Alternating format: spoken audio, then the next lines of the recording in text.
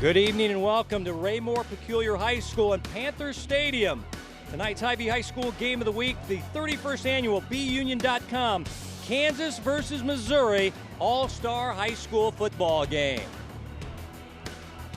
Hi everybody, Kevin Wyke and new Hall of Famer Dion Clissow, former Chiefs wide receiver Mark Boerichter. Well, we wrap up 22, the football season, a great one, Dion. This is the last go-round for these guys, but some changes tonight. Yeah, they changed up how they do the format. It used to be 10 days worth of practice. They'd play on a Thursday. They found that it was a little long for guys to commit, and they were losing players, so they went to 1 week. They had 5 practices started on Sunday, and they're playing on Friday night. That's when you should be playing high school football anyway. Time now for the Hy-Vee player profile. This guy is electric from Shawnee Mission Northwest, Malik Oatis. Well, Malik Oatis, we had him several times this past year. Kevin, you and I did. Super impressed with how versatile he is at the running back position. Going to be interesting tonight to see in Randy Jarling's offense here with his flex bone style, only 5 days of practice, how effective he can be going on to Emporia State, but he's a heck of an athlete. You're going to enjoy watching him one more time. And on the Missouri side, this is a quarterback from Pleasant Hill, Easton Rowe. Yeah, 2 years ago when Pleasant Hill kind of burst on the scene, they were in a lot of shootouts, and he threw the ball a lot. He's a really talented quarterback, can get it up and down the field. He's a baseball player, so this is his last football game. And he's a dual threat guy, too. He can run it, he can throw it. He's a lot of fun to watch, and he will be a big key to their offense. All-Star football here in June. It's the Hy-Vee High School Game of the Week, and we're back with the opening kickoff right after this.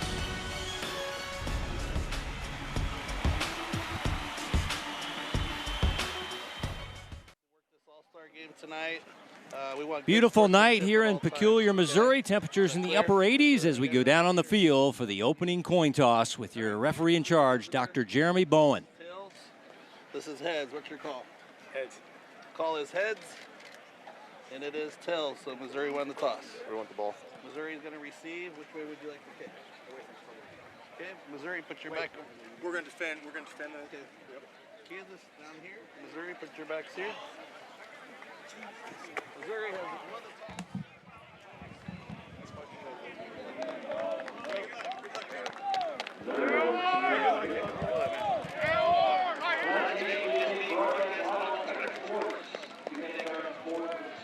There is the head coach of the Kansas All-Stars. He was selected to play in this game, was a Warren Award winner. In his second year at Gardner Edgerton, he took his team to the state championship game and lost a heartbreaking game to Manhattan in overtime. That is Jesse Owen, former Olathe North Eagle and Pittsburgh State Gorilla running back.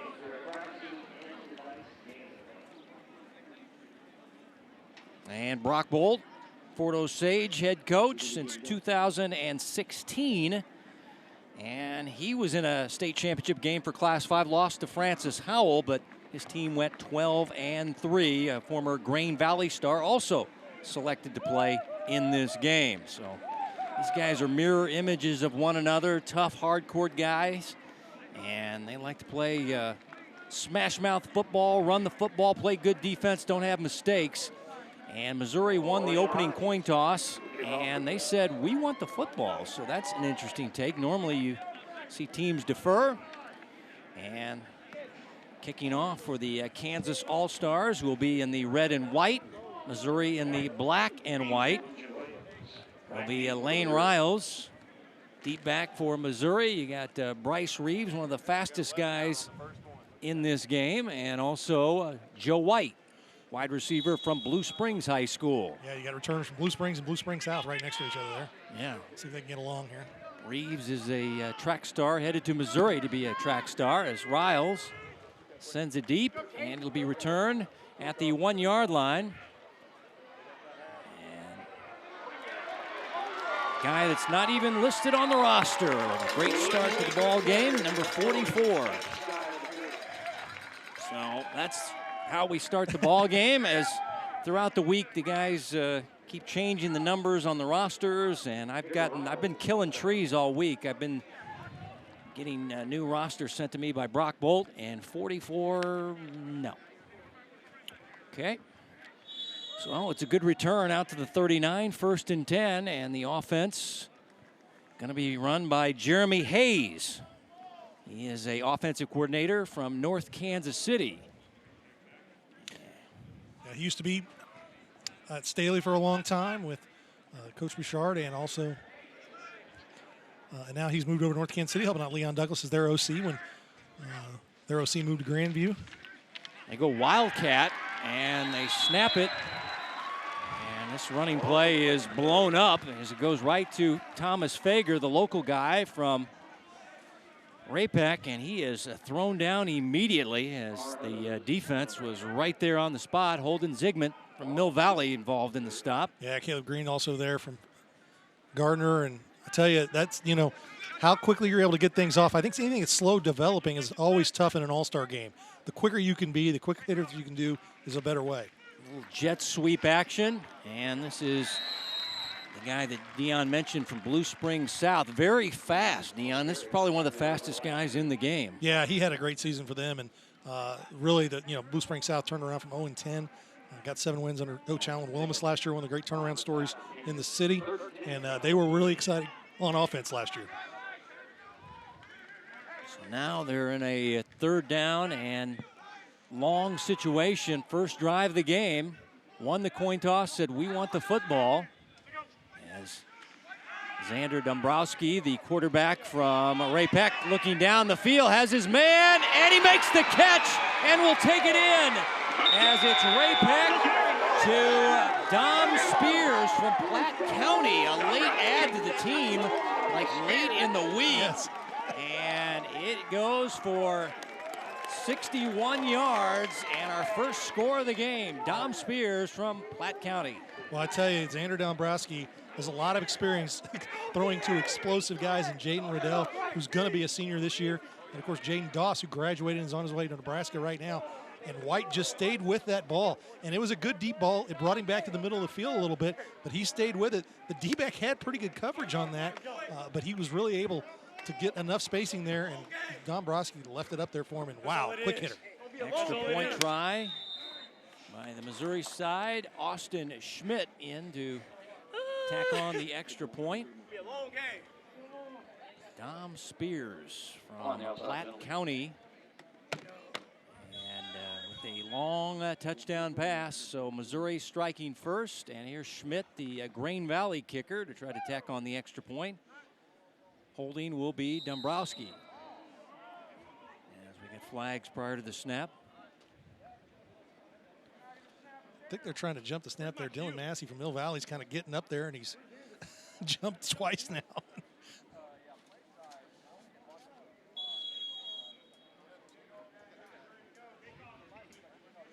Austin Schmidt had a great career at Grain Valley, and unfortunately for him, the one part of his career that was kind of a misstep was he slipped in a playoff game and kicked it to Lorenzo Fenner. Yep, and he took it to the house. Took it to the house, and he was specifically told not to, and he slipped. It was a little damn Lorenzo. As we take another look. Well, good job by the line here. Dombrowski's got all kinds of time. He sets in, throws, gets it deep, but you see Spears just stays with it. Good hand, good soft hands there, and a big receiver there, and really good coverage. Yeah, the coverage was not bad. It was just a perfectly thrown ball. I think Zygmunt was the guy that got beat, but that ball was dropped in a bucket there. And Dom Spears, Platte County wide receiver, able to convert, and Missouri off to the fast start. So after a couple of unsuccessful plays, I was thinking, boy, they took the football and winning that coin toss. They might have made a mistake, but now they strike on the first drive, and they lead it 7-0 as Schmidt will have it on the tee. And we really don't have too much wind tonight either, and that's a good thing for the kicking game. And it's going to be Malik Oatis to see that one sail over his head as Schmidt bombs this one away. He's got a big leg. Hey, if it's Malik Oatis back there, I definitely don't want to see him getting the ball in the open field. And that's what we're going to see right now. See how much they were able to develop with these really good backs that they have and good talented quarterbacks. You don't think of Mac Armstrong as a dual threat guy, but Hayden J. and Eddie McLaughlin from Leavenworth are dual threat guys. And the starting quarterback will be Mac Armstrong from Bishop Miege, who threw for 1,000,000 yards and won the Frank Fontana Award, but now forced to play the flex bone and actually get under center, Dion. We'll see. Oh, and we've got early movement by the Missouri All-Stars on the D-line. That is Osa Obevoin, the big Lee Summit defensive lineman. Still first down.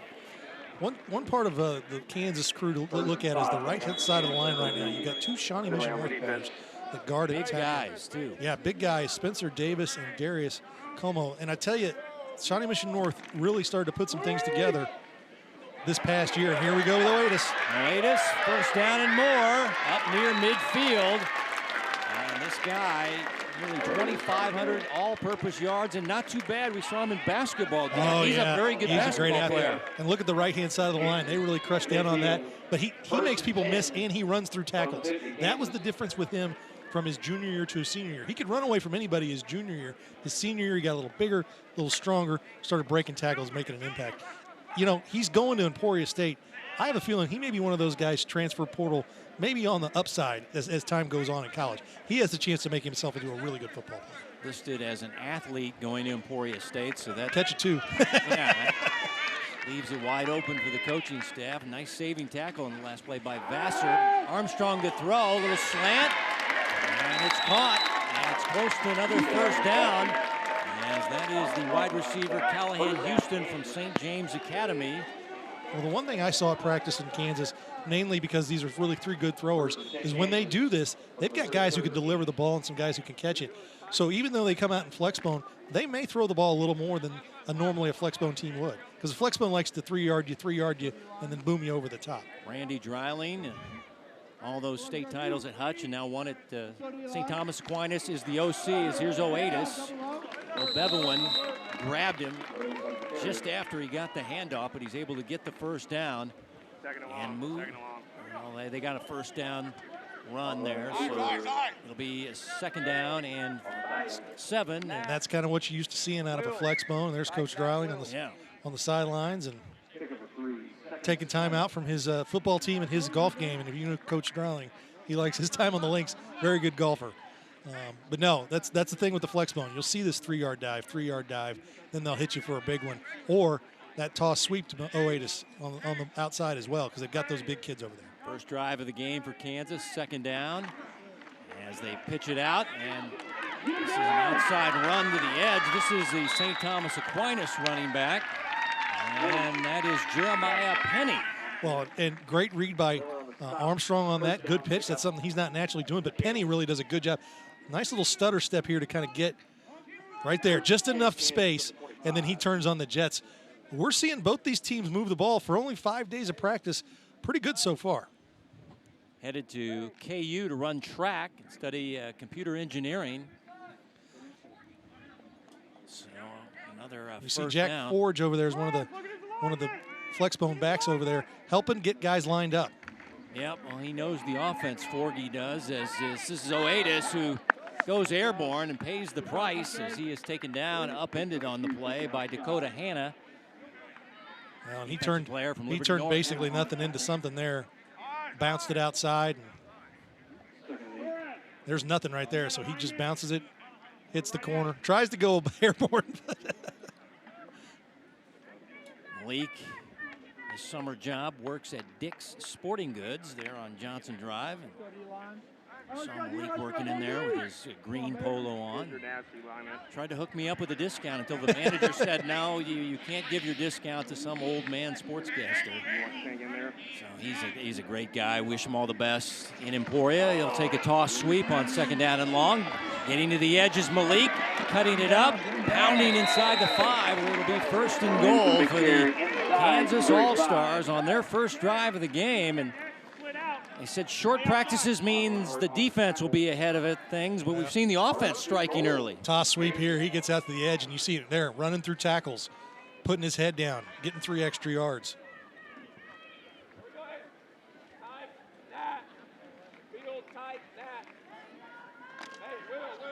Yeah, I mean, this is a guy that averaged 269 yards per game. Also can receive the ball, at 19 catches, over 200 yards receiving, so he can catch it. First and goal from the 5, Mac Armstrong. And here's Oatis. Making some moves there like he was in a phone booth. There's not much running room, and maybe a yard on the play. Missouri, Dion, a lot of big guys. When I went to the Fort Osage practice in their weight room, you sit down by these guys, and there were some big guys. Yeah, they had 5 guys, 300 pounds or more. 11 guys 260 pounds or more on the offensive and defensive line. And they've got, they also mix in with some pretty tall, lanky defensive end type guys on the defensive side. So it's going to be interesting to see how that plays out as it goes on. 2nd down and goal. Toss it out. Oatis breaking a tackle, and then the turf monster got him as he falls down near the 6-yard line. You could just see he was getting ready to plant and go, and he slipped on the field turf. Look, they've got other good tailbacks. Octavius Lyles from Eudora is fantastic. The Mill Valley kid's good. Forgy, the Aquinas guys. But there's a heavy dose of Maliko Atis right now. Well, now big down and distance for the Kansas All-Stars in their first drive of the game. They gave up a 61-yard touchdown pass to Missouri. Dombrowski to Spears. Kansas trying to strike back, but now facing 3rd down and goal. Fake the run, pass it, and Houston can't hold on the slant as it's broken up. And I believe that was Vassar with the Vassar, coverage. St. Joe Central, really good player for St. Joe Central. Going to Iowa Western. And he got his hand in there, it looked like. Armstrong did a good job, but Vassar does a good job on the outside. St. Joe Central much improved this past year. Don't see a kicker coming out, so it looks like on 4th down, Missouri going to have to stop a 4th down and 6 play for the Kansas offense. Yes, the hard count, and that's the same guy. O'Bevewin again jumping the gun on the defensive line for the Missouri All-Stars. So it'll be 4th and goal from now. They move it down to the 3-yard line. So much more manageable. You see the new quarterback in the game is Eddie McLaughlin, the speedy guy from Leavenworth, who's a very much a dual threat runner, and he's going to take off, and Eddie is going to be denied at the 1-yard line. And nice play on the defensive side there was Peyton Osborne from Blue Springs South, the linebacker, going to Pittsburgh State. Yeah, they really did a good job of blowing this up. And really, McLaughlin broke that tackle right there. And then Osborne came through and cleaned that up. Really stayed parallel to the end zone and made sure he couldn't get his shoulders upfield. Gonna study construction management. Had 95 total tackles for Blue Springs South, who had a rebirth with Coach Wilmus there. And yeah, it's really, I have some personal knowledge of what goes on there. That's where my son will attend school, and I tell you that it's really a rebirth. And as somebody who's lived there most of my life, they needed to kind of, the fans kind of came back. I think they got a little spoiled there for a while, Blue Springs and Blue Springs South. And they really, I think, appreciated what they did this year at Blue Springs and Blue Springs South, who both had better years. Greg Oder had a stellar career, and yes, they did get spoiled. As Easton Rowe in at quarterback, this is a running play, a little delayed handoff.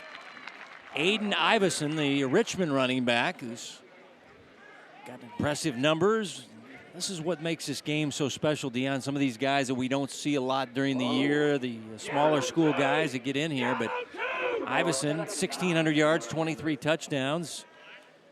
And he's headed to New Mexico State as a running back, which the connection between the Dreiling family is Nate Dreiling is the defensive coordinator and recruiting coordinator, so he's the one that probably is involved in the recruitment of Iverson, as this pass is thrown to Reeves, and he doesn't go anywhere. Maybe loses yardage on this play. So. Yeah, it's kind of dangerous down there around your goal line, running parallel plays.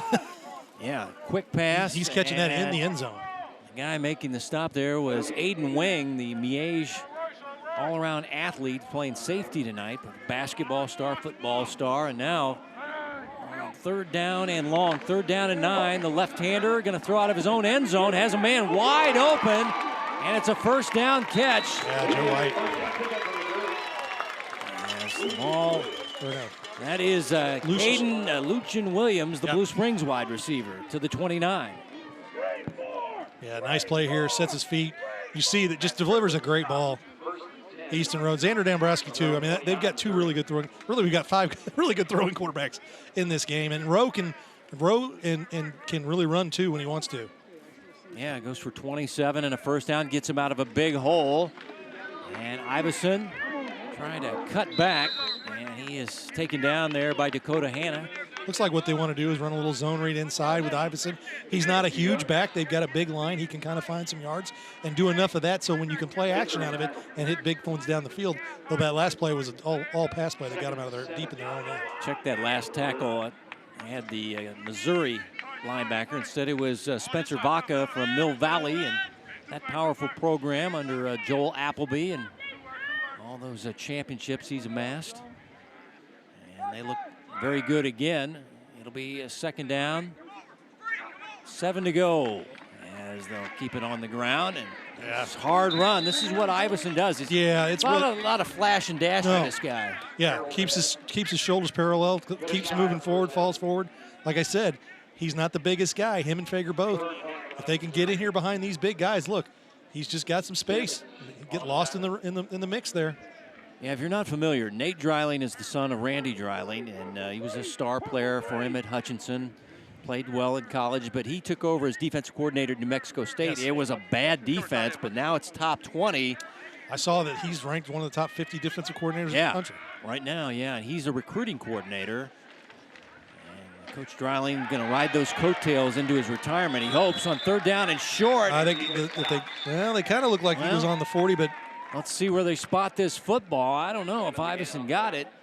I think he's going to be short. Yeah, well, let's see. The official signaling first down, so they gave it to him again. With the first down. When in doubt, it's a first down.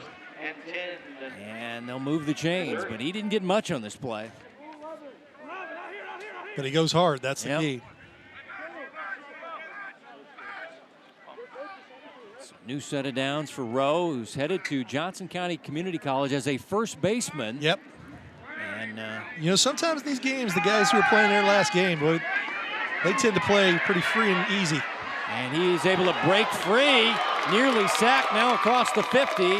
Flag is down after he runs for the first down. Easton Rowe of Pleasant Hill. Well, I think they're going to get the first down here, but it looked like Iverson on a comeback kind of got a block in the back there trying to help out his quarterback downfield. That happens sometimes. You get or holding, Holding is the call on the Missouri All-Stars by Dr. Jeremy Bowen, doctor of teeth. He is a dentist, longtime official. This is what we're talking about, Easton Rowe. He's a pretty stout guy. Look, and he breaks that right there, gets his hand out, and he's got a little bit of speed, gets around the official. But you're going to see, I think it was out of frame, right there, I think Iverson holding on Andrew Comito from Gardner Edgerton there, right there at the end. Move it up to midfield, 1st and 10. As we're under 2 minutes to play in your quarter. First quarter, Missouri leading on a 61-yard touchdown pass to Dom Spears from Dombrowski, the Ray Peck quarterback. This is the Pleasant Hill quarterback, scrambling, throwing, completing to Reeves. Reeves with a cutback. Reeves inside the 30. Got level from behind. Comito with a good one there, but Reeves kind of cut back into him. We talk about a fast-moving quarter. We've only had one ball hit the ground. Yeah. I mean, the one incompletion and running the ball. 22 yards, and Cam Teo, a freight train job at the end of this one, the Gardner Edgerton DB. Going back. Well, now it's going to be, watch this hard hit, though, there by Cam Teo. But, all for naught as a penalty, waving off the 22-yard pass to Reeves. It's another hold downfield, it looks like maybe. And that, I think in an all-star game. Yeah, Jeremy Hayes, the guy with the play sheet in front of him there, is calling the plays. And Brock Bolt always trying to get an edge beyond watching how he's calling the plays because the future opponent. Well, it's not like North Kansas City and Fort Osage never play each other. Not at all. Nope. That's one of the better rivalries in town. And this pass too tall for Reeves in the flat. As the coverage there by number 26. It was Gage Greer. From I beg your pardon. Yeah, 28 Greer, I know that green helmet anyway. Yeah. Carr is the Gardner Edgerton big guy. I was thinking that there's no way he's out there covering a wide receiver in the flat. That is Gage Greer from Bayshore Linwood. A little inside baseball for our fans here. The only way we've survived these all-star games is knowing helmets a lot of times. Yeah, but they cover them up with all the mascot stickers, so that's sometimes thrown out the window as we're Running down the first quarter, a second down and long play. And here's Reeves again with the catch. And nice play, Cam Teo. Cam Teo, good open field tackle there. Yeah, he's made 2 good stops. The guy that played secondary for Gardner Edgerton, and state runners up in 6A this year. Had a great season, really, and I think they'd tell you I felt like they were the better team. They just had a bad day with fumbles, and that can happen if you're a flex-bone team. You can put the ball on the ground sometimes.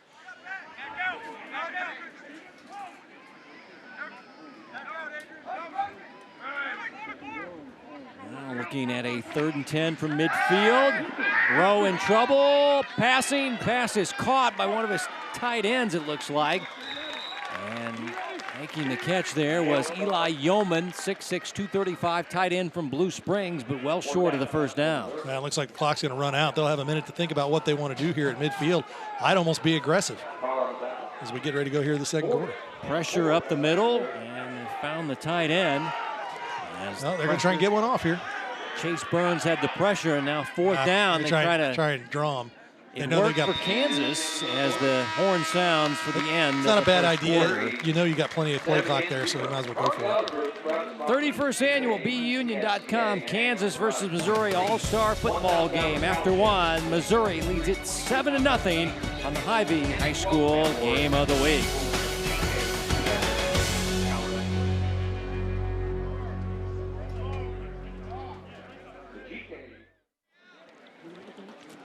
The Game of the Week is brought to you by Hy-Vee, proud to support Kansas City High School athletics.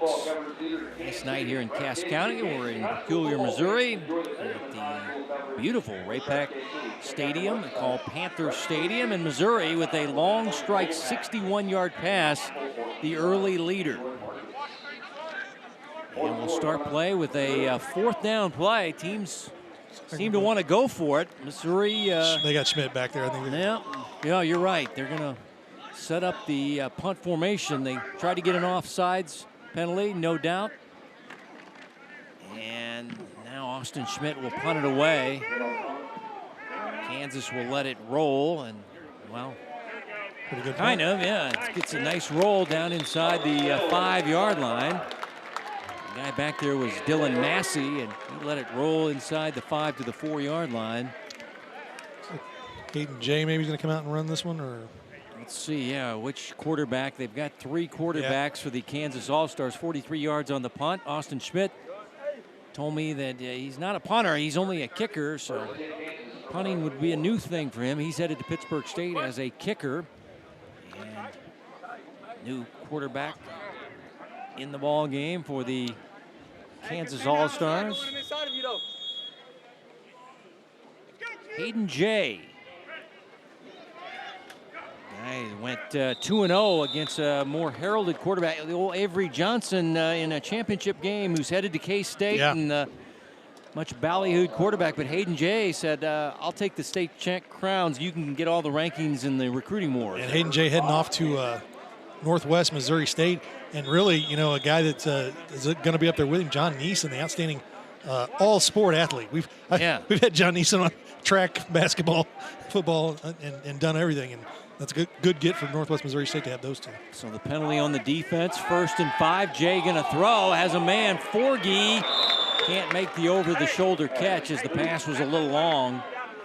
And Hayden Jay is super smart, Dion. 30 on his ACT, 4.0 GPA, and he wants to be a orthopedic surgeon someday, but headed to Northwest Missouri State after he never had a state title in 4 years of high school. He had 2 as a quarterback, but when he was there as a sophomore and freshman, he was part of the team as well. But they went 4 for 4 straight. And Joel Appleby's got something brewing there, and they look Shawnee, the favorite again in 5A. Yep. 2nd down, pitch it out to the edge. This is Hayes Miller. It's another Mill Valley guy. He moved in from Palmyra, a speed guy. One thing I've seen so far, and I hate to jinx this, nothing's chippy yet. Now, it's a close game. I think people are trying to play. Sometimes it gets a little chippy. Sometimes it's the heat that gets them chippy. And I don't think it's as hot as it was some years. So, because you see the 2 down here helping each other up. Everybody's pretty friendly, but usually when somebody lights up somebody else from the other side, they say they can't do that to my guy. And then you see a hard hit delivered back the other way. Now a big 3rd down and 5 facing this team. As long 4, short 5, whatever you want, as the Kansas All-Stars are blown up. As a lot of penetration there. And it's Rylan Alcantar from Grain Valley. He was a late ad. And let's check in with the 3rd member of our crew, sideline reporter, Mark Borichter. Mark? Well, fellas, I'll tell you this. It is a lot cooler this year down here, about 20 degrees cooler. Really quick first quarter, but Dion, you were talking about it being not really all that chippy down here right now. There is a little bit more trash talk than you would think right now. It's starting to elevate a little bit, I'll tell you that right now. But they're kind of feeling themselves out here in the first quarter, but we're starting to see it now. Lane Riles from Lewisburg averages 38 yards per punt. This one, a short one, goes out of bounds. Yeah, he's more of a kicker than a punter as well. But I mean, it's tough if you haven't done it.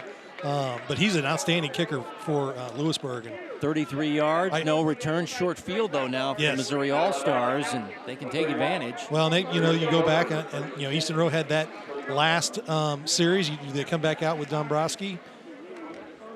Oh, they spotted even shorter. I thought they'd spotted it at the 37. They're going to spot it at the 31, so it's only like a 27-yard punt. And here comes Dombrowski, the Ray Peck quarterback, who threw the touchdown pass of 61 yards. And in the backfield, he'll have his running mate from the Panthers, Thomas Fager. So after the very short punt, here's Fager. He was built like a fire plug. I mean, he's a stacked kid.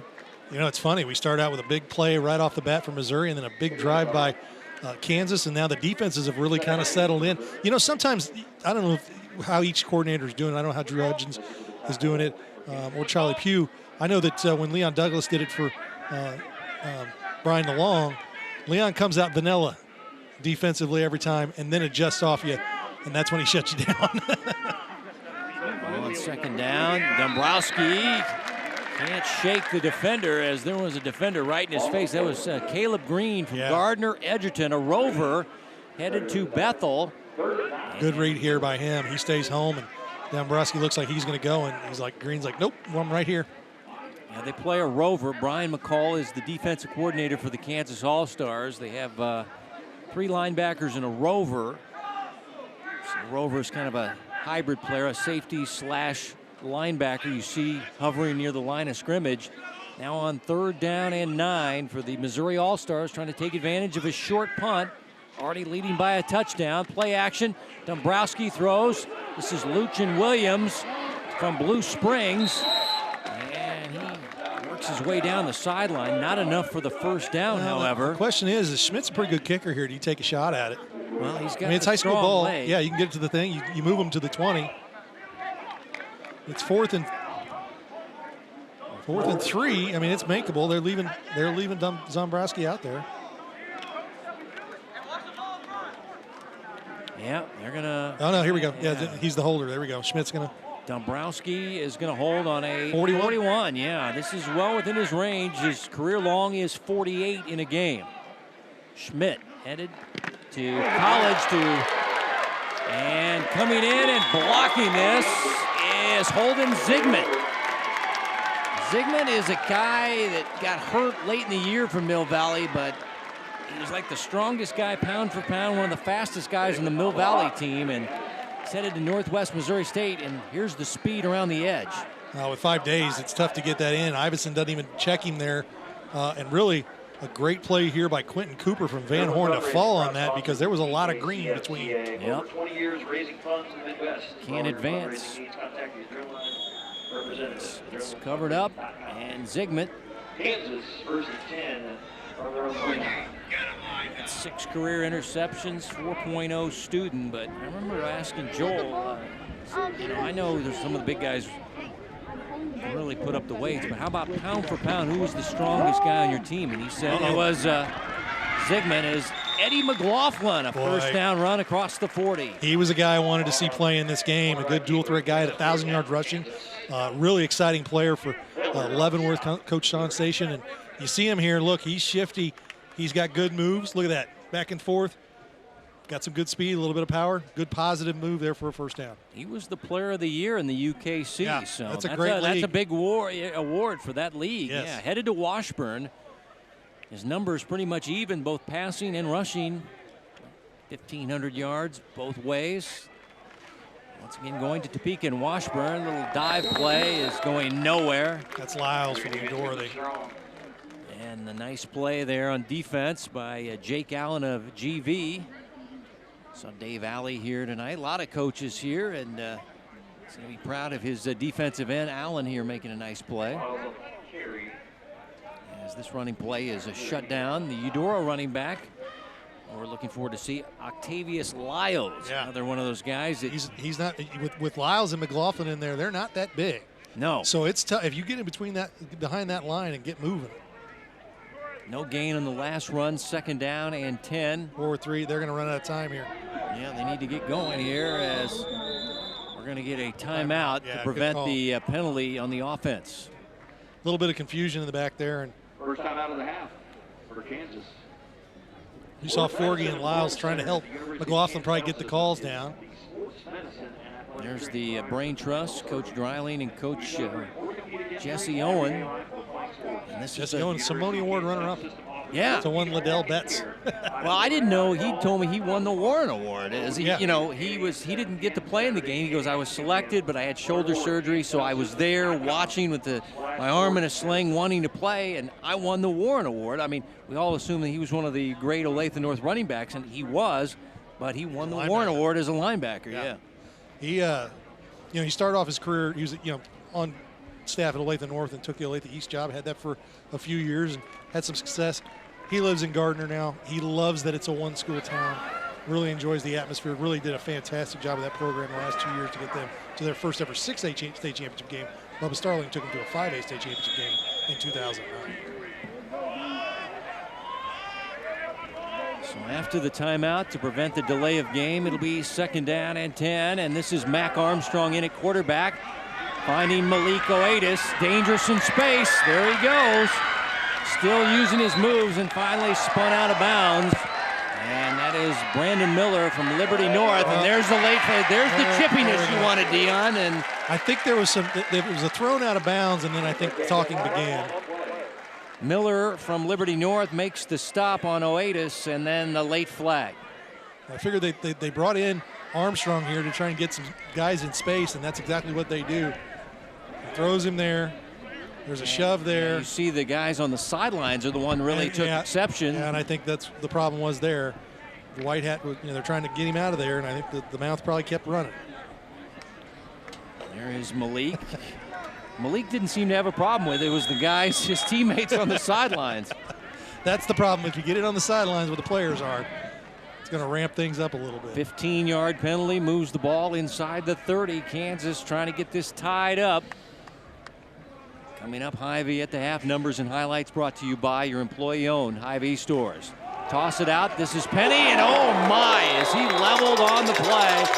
Coming up is Chang DeFore, the linebacker from Liberty. He's only been playing football for 4 years. I was talking to his coach before the game, and his upside is immense, and he makes a big play here. Yeah, wow, just blows in there. Chang is headed to Pitt State, study biology. He wants to get into pharmaceuticals. But, only been playing 4 years of organized football. Yeah. So there you see. You can do it.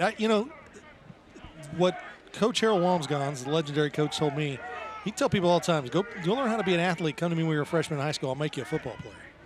That's a good point. And now DeFore knocks it loose. Ball on the deck. Scooped up by the big Samoan from Liberty North.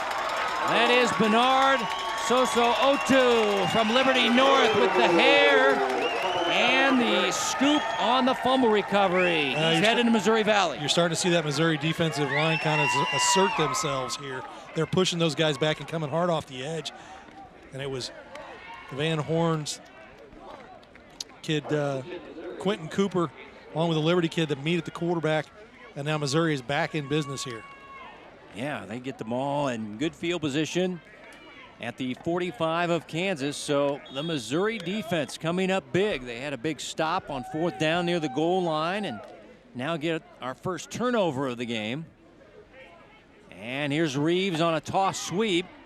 Thought for a moment he might crank a throw there. Yeah, it looked like I don't know if they were looking.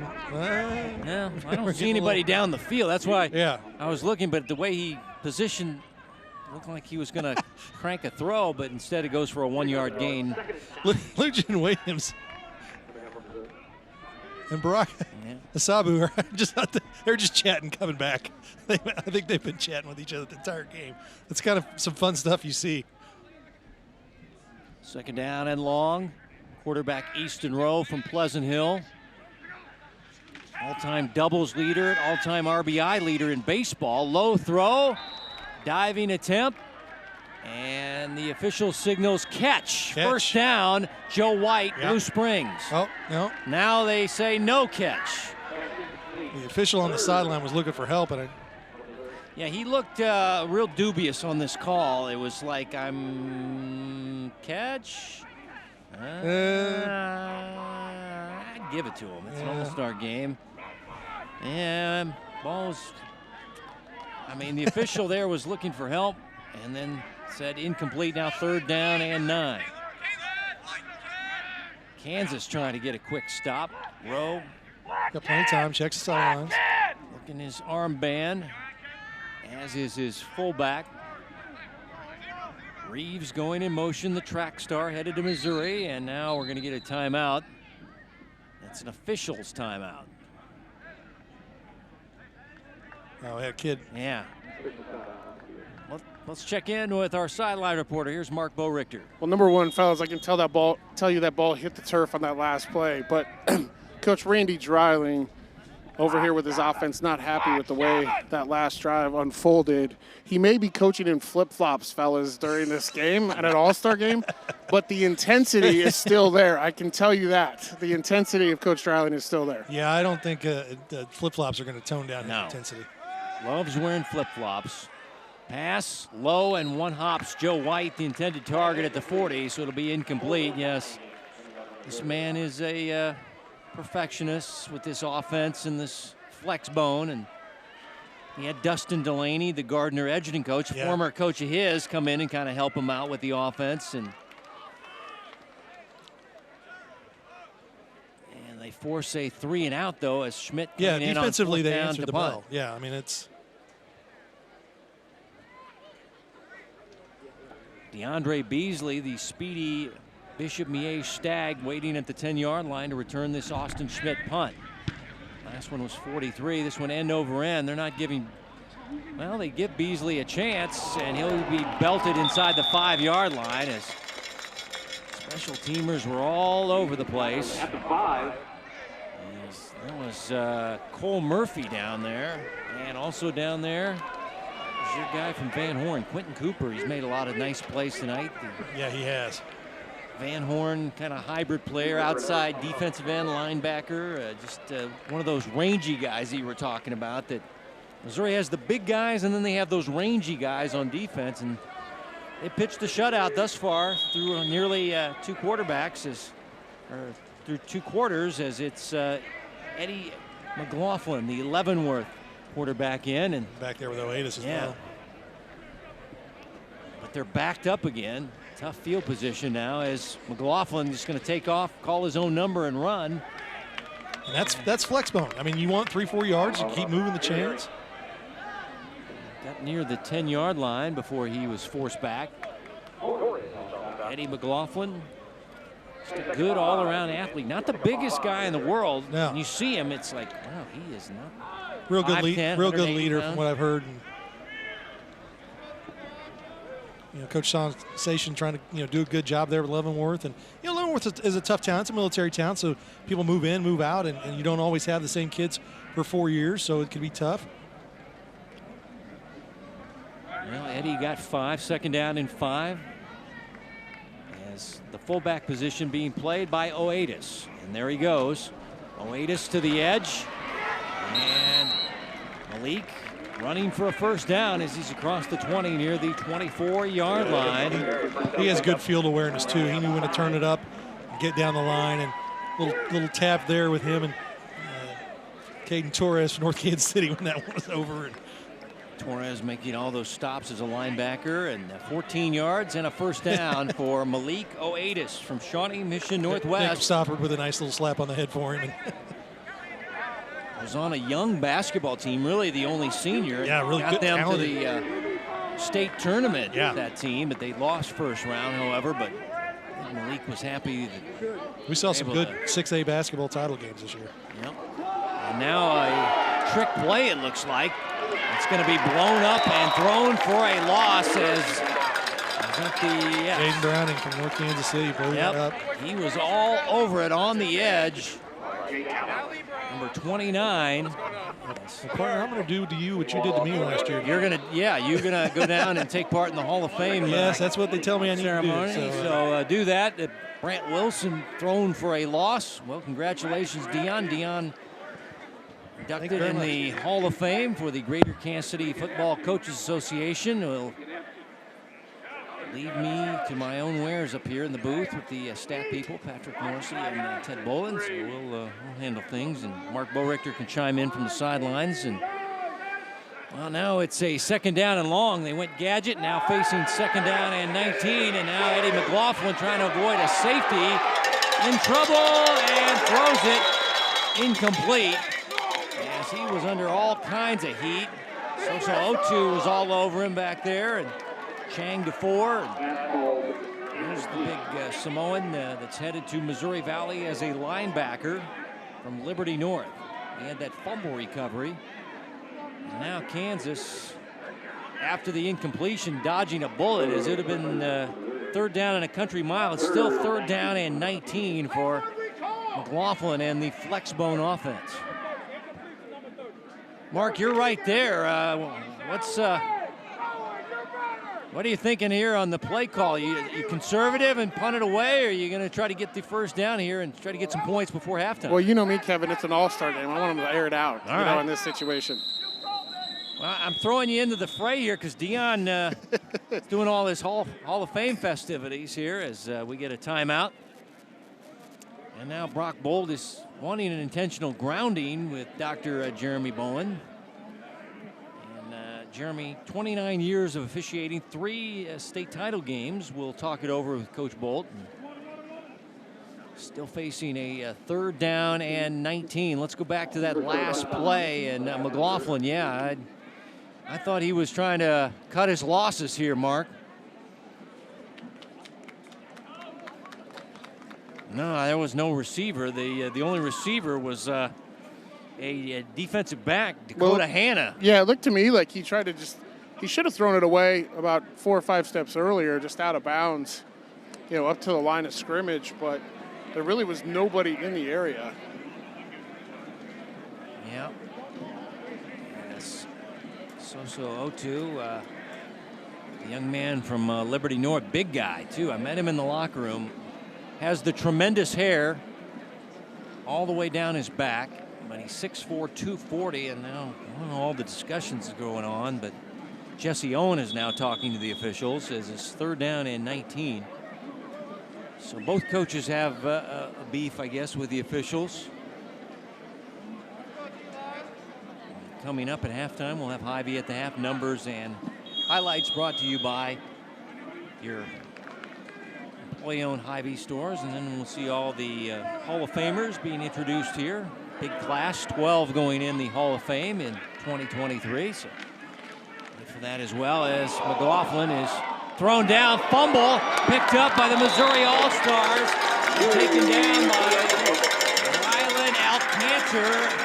Tried to scoop and score, tackled near the 2-yard line. Turnover number 2 by the Kansas All-Stars. And a very short field now for the Missouri All-Stars, and plenty of time left. As the ball was knocked free there by Jaden Browning from North Kansas City. Leon Douglas called him a dog. And Alcantor, right place, right time. And now Missouri trying to go up by 2 touchdowns just before halftime.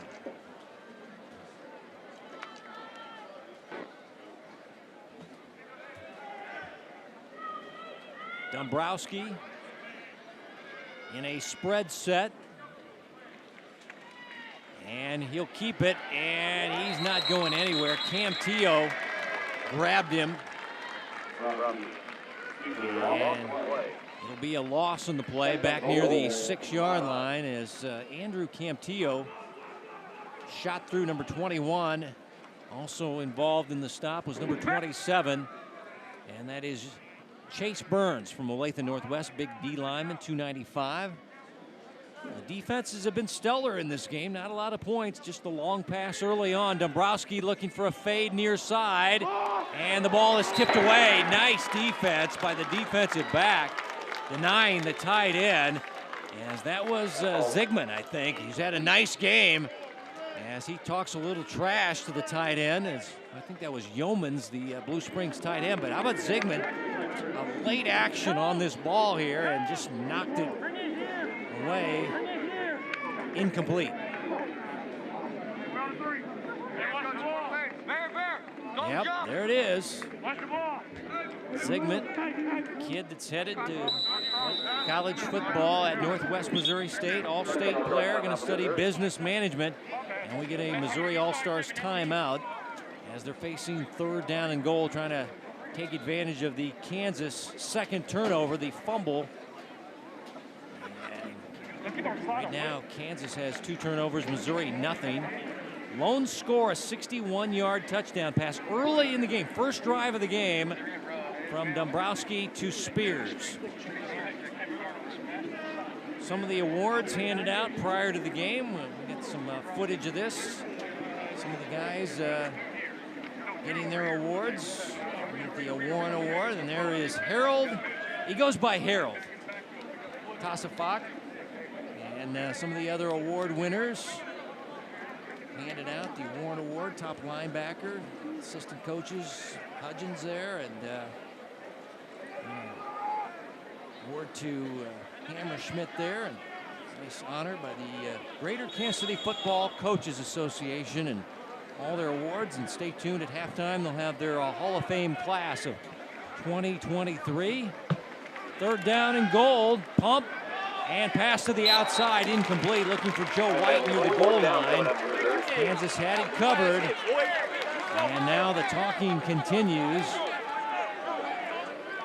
And Dion mentioned that the tensions would increase as the game went. And we're starting to see that as the guys are starting to talk to each other. And now it's 4th down and goal, and we'll see a field goal attempt by Austin Schmidt. And this one will be from 22 yards. He had one earlier from 41 blocked by Zygmunt. 22 yards, well within his range.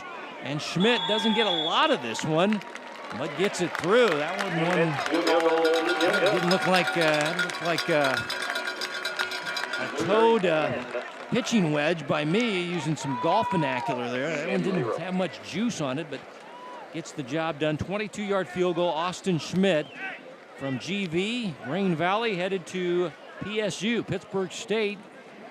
Also a soccer player, midfielder, going to study exercise science. As Jesse Owen trying to get his guys going here. His offense drove it down, but the defense for the Missouri All-Stars stopped him on a 4th down and goal play inside the 5-yard line. It was their best scoring chance. And then they've had 2 turnovers as Kansas, and that's been costly. As Malik Oatis going back. Austin Schmidt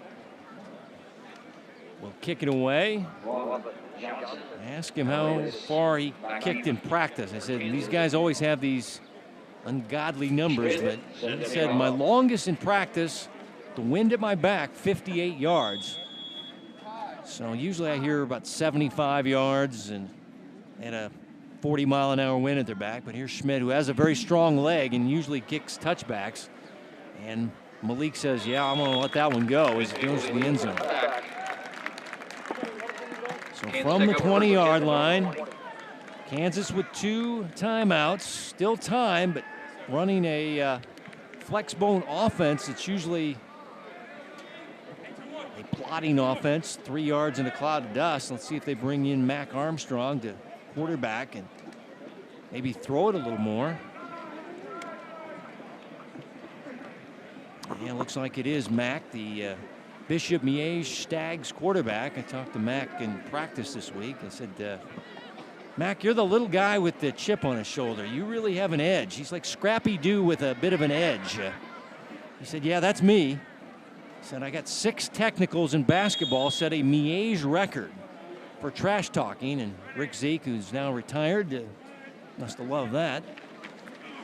As he pitches it out to Oatis. Oatis in trouble, and Peyton Osborne, a tackle for a loss for the Missouri All-Stars as the linebacker from Blue Springs South headed to Pitt State. Making another nice play for the Missouri All-Stars, who are continuing to shut out the Kansas All-Stars in this game as we approach halftime.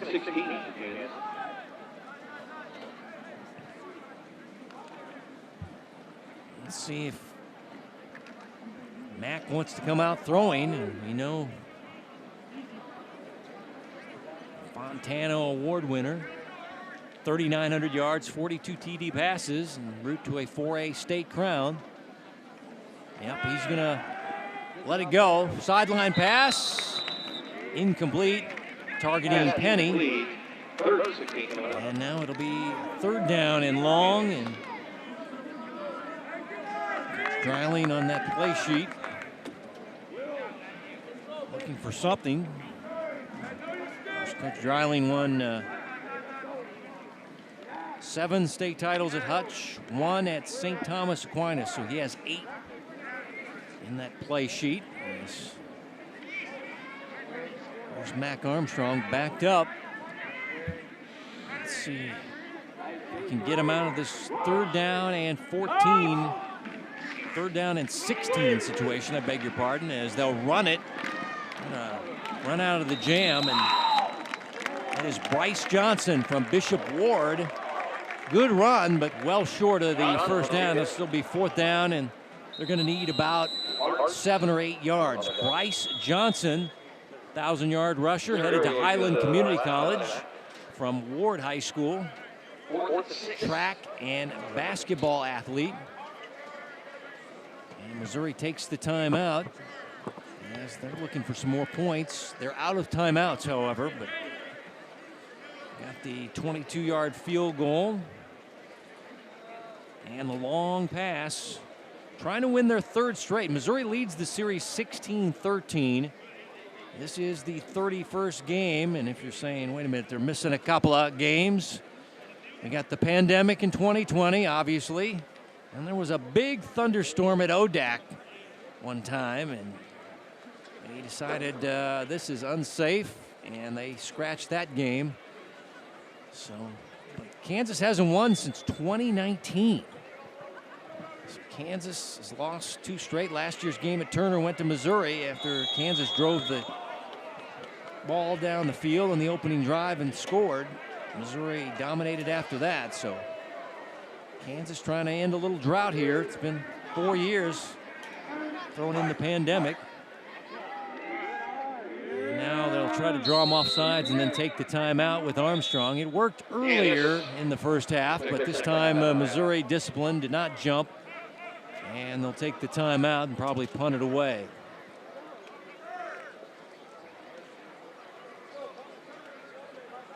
Once again, practices reduced from 10 practices to 5 practices, and I thought this might affect a very precision-oriented offense in the flex bone, but you got to tip your hat to the Missouri defense. I mean, they have come to play, and they've shut down the flex bone.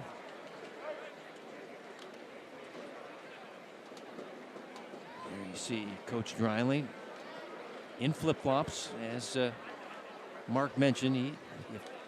That's about his favorite pair of shoes. I mean, if he's not in tennis shoes, he's usually in flip-flops, and he's a big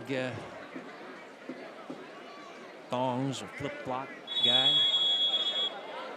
As now it's 4th down, and scoreboard saying 6. Punting unit out. Riles in punt formation. prior to the snap. And that flag's down. This will be on the Kansas All-Stars. Blazik, I believe. Yeah, the Gardner Edgerton guy saying, who, me? It was me? Yeah. Eli. Rocking in his stance, gets the penalty, so 4th down and 11. Yes. Keegan Hart is deep back to receive this punt. This is a good punt by Riles. Fair catch called for at the 41-yard line. So that was a 41-yard punt, no return. And well, this offense, we've seen the long pass. They do have no timeouts left, so just a little over 90 seconds. There's Jeremy Hayes from North Kansas City. He's the offensive coordinator. He works with Leon Douglas and the Hornets. And they've got plenty of talent there for the Hornets. I want to say congratulations to Tommy Adebore. Played at Northtown, played at Northwestern, 4th-round pick of the Indianapolis Colts. Ronnie Bell, Park Hill, drafted by the San Francisco 49ers. And I'm told Malik Collins will be here, inducted into the Hall of Fame. Malik just signed a 2-year extension, $20 million guaranteed. I mentioned that to Brian DeLong, his former high school coach, as the pass down the slot incomplete to wide receiver Dom Spears, who has the touchdown catch. And DeLong said, yeah, I should get a gift out of that, something. You know? I said, what are you, a Rolex man? He said, no, I'm not a jewelry guy, but hopefully Malik will take care of him. But yeah, $20 million guaranteed, signed with the Houston Texans. Malik Collins has played with the Cowboys. So he'll be here, they said. We'll see if Malik is here. I might be in Vegas in a suite if I signed a $20 million guaranteed contract. But Malik is here in Peculiar, Missouri, being put in the Hall of Fame. He's a bigger man than me in more ways than one. Here we go. 2nd down and 10. Rowe going to tuck and run. And player Greer looked like from Baser Linwood, who has a big following here. I see a lot of green and gold in the crowd tonight, just down below us. He sold some tickets. He's got a lot of family and friends here. Is Gage Greer with a nice stop on the Pleasant Hill quarterback.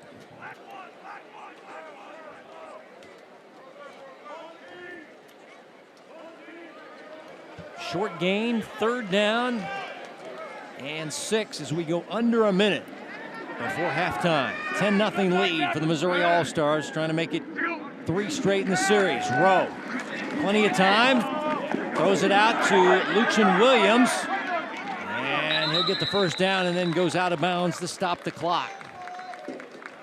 As that is the wide receiver from Blue Springs, Caden Luchin Williams. So just a little pitch and catch. And new set of downs for the Missouri All-Stars, once again playing without any timeouts. Under a minute to go before halftime, trying to add to their 10-0 lead. Long touchdown pass and a 22-yard field goal. Kansas with 2 costly turnovers in the first half. Rowe trying to take off and tackle from behind. Nice play there by the Kansas All-Stars, as that's Spencer Vaca. They have his name switched around on the roster, and I guess when you have 2 names that look like first names, it is Spencer Vaca from Mill Valley, 6'2", 250, and he makes the stop. Or Vaca Spencer if you're looking at your roster from the program. Loss of 1 on the sack. Vaca gets. Now Rowe trying to take off, throwing to the sideline and completing a pass. And heard a horn sound as making the catch at the sideline is Abel Swope, the Staley tight end. And let's see if they're going to put time on the clock, as he went out of bounds after the catch. And I think they're going to put 1 second is what they're going to say. 1 second on the clock here. Hold on. Looked like Jeremy Bowen was, and there's a flag down, and looked like he was signaling 1 to the scoreboard operator. It's a holding call on the Missouri All-Stars. This is a swope near the sideline. The horn sounded after he went out of bounds.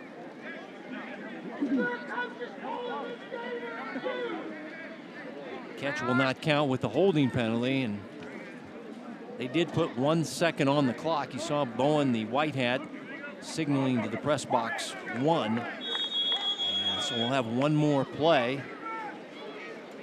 And it's going to be 2nd down and 22 back.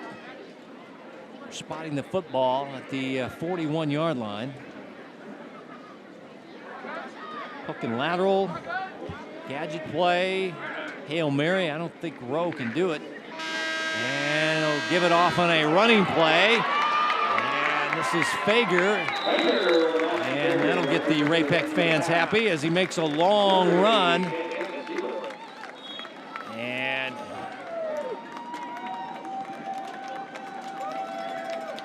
be about a 34-yard run by Fager. And like I said, the Cass County fans, the Ray-Pec fans, love to see their own guy doing something there. And 34-yard run, all for naught. 10-0 halftime lead for the Missouri All-Stars. As once again the scoring 61-yard touchdown pass, Dombrowski to Spears, PAT good, and then a 22-yard field goal by Austin Schmidt before halftime. And it's 10-0 Missouri as we check in with Mark. Hey, how's it going? I got Coach Bolt here. Hey, game couldn't have started off any better. You guys win the toss, elect to grab the football, and then obviously the big touchdown pass to start the game. Well, against an offense like this, getting ahead is big. They want to run the ball. They want to drain the clock. So if you can get up, especially 2 scores like we are now, that's big. You talk about this offense you're going against, right? It's not only difficult for them to put this in 5 days, it's also difficult to prepare for it and stay disciplined. So far, your defense has played pretty well. They have. They've done a great job. Yeah, it is. It's hard to get that same look during the week, especially in a situation like this where you don't have much prep time. But our defense has done a really good job. Took them a second to settle down, but we held them out, and they're playing better. Anything your team needs to do here in the second half? Just keep playing physical and wear on them. All right, sounds good. Thanks, Coach. Simple game plan from Brock Bolt, the Missouri All-Stars head coach from Port Osage. He likes to keep it simple and to get the job done. His defense has responded. They've gotten 2 turnovers and lead at 10-0 as things heating up for the second half as the border war chippiness will continue in the 3rd and 4th quarter. Hy-Vee at the half is coming up next.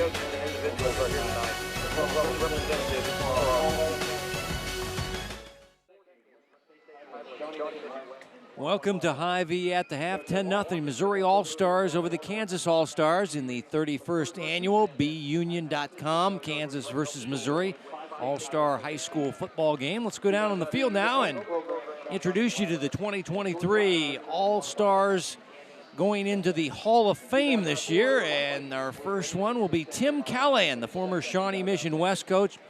Great looking family, and the coach is coaching on the Missouri side, I believe, at Ruskin now, but we're going to give it over to the public address announcer, and he'll continue with the Hall of Fame handouts and festivities here.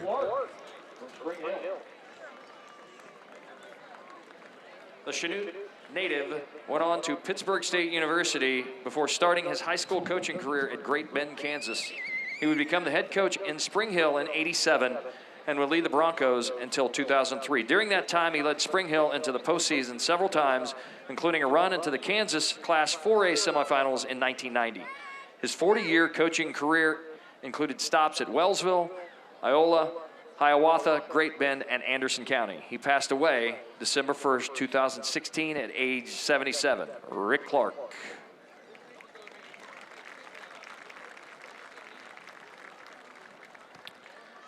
Up next, we have Tony Dudick, St. Joe Central and St. Joe LeBlond. The veteran coach has just completed his 45th year of coaching with 33 years at Central and 12 at LeBlond. After graduating from Missouri Western State University in 1978, he began his career at Central, which would last until 2010 when he moved to LeBlond. During his career, he was named the Basur Man of the Year in 2008, News Press Football Coach of the Year in 95, and was inducted into the Missouri Coaches Hall of Fame in 2011. He worked with over 25,000 students during his career and had more than 90 players go on to play in college and 7 that would make it to the NFL. Tony Dudick.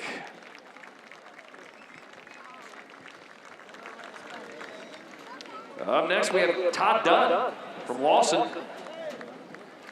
A native of Macon, Missouri, Dunn turned Lawson into one of the best small class schools in the Kansas City metro area during his 30-year career.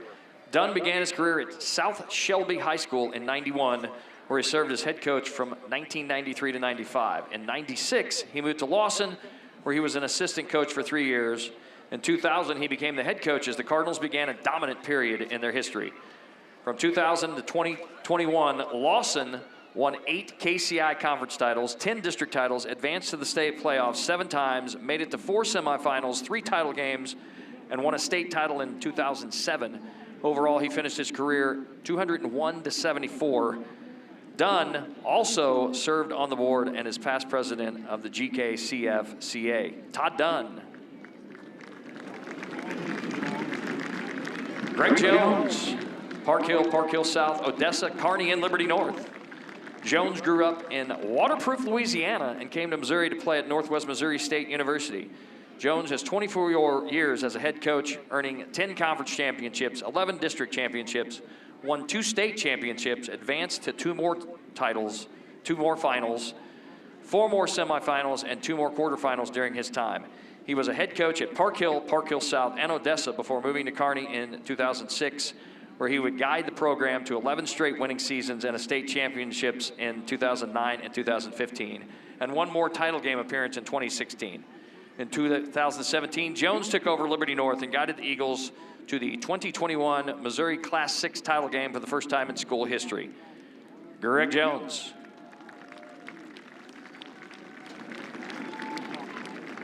Ryan Lohafer, Maryville, and Bayshore-Linwood. Lohafer has been making impacts in Metro football for more than 40 years, as in his 5th decade as an assistant football coach. His coaching career began in 1976 at Maryville, where he would serve as an assistant coach and defensive coordinator until 2008. During Lohafer's time with the Spoof Hounds, he helped the team in numerous conference and district titles, 3 state title game appearances, and the 1982 Missouri Class 2 state title. After retiring on the Missouri side, he moved to Bayshore-Linwood in 2009. Lohafer has led the Bobcats defense during one of the most successful eras of Bayshore-Linwood football. In 2017, he was named Basur Man of the Year. Ryan Lohafer. Up next, we have Mark McDonald, Belton. McDonald was a successful coach at every stop in his career. He began his coaching career at Webb City, leading it to its first ever playoff appearance in the 85-86 year. His next stop was at Boonville in 1987. He took over a program that had only 3 wins in 3 seasons. In his 1 year at Boonville, the Pirates had a winning record 5-4. McDonald continues his coaching career at Belton from 88 to 99. He took over a program that did not have a winning season in more than a decade. In his 12-year stint, Belton won 3 conference championships, 5 district titles, 5 sectional appearances, and 2 quarterfinals. He was a member of the GKCFCA Executive Board and coached in Kansas versus Missouri All-Star Game. Mark McDonald.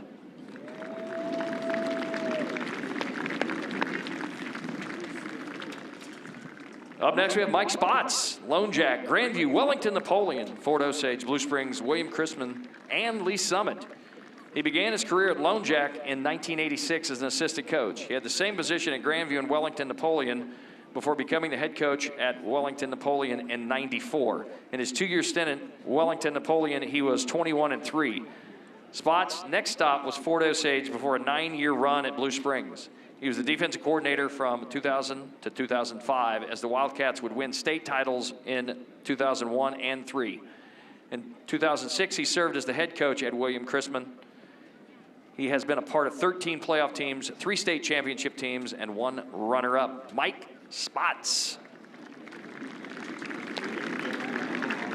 Now we have Clairvoyant Collins from center, Nebraska, and the Dallas Cowboys, and the Vegas Raiders, and Houston Texans. Collins was one of the most dominant high school football players in the last decade, leading center to the Class III quarterfinals in 2012. Collins then moved on to a stellar career at Nebraska, where he had 14.5 tackles for loss his sophomore season. He was then drafted in the 3rd round, 67th pick overall in 2016 NFL draft by the Cowboys. He spent 3 years with the Cowboys before moving to the Las Vegas Raiders in 2020, and then the Houston Texans in 2021, where he has played in 15 games in each of the last 2 seasons. Blake Collins.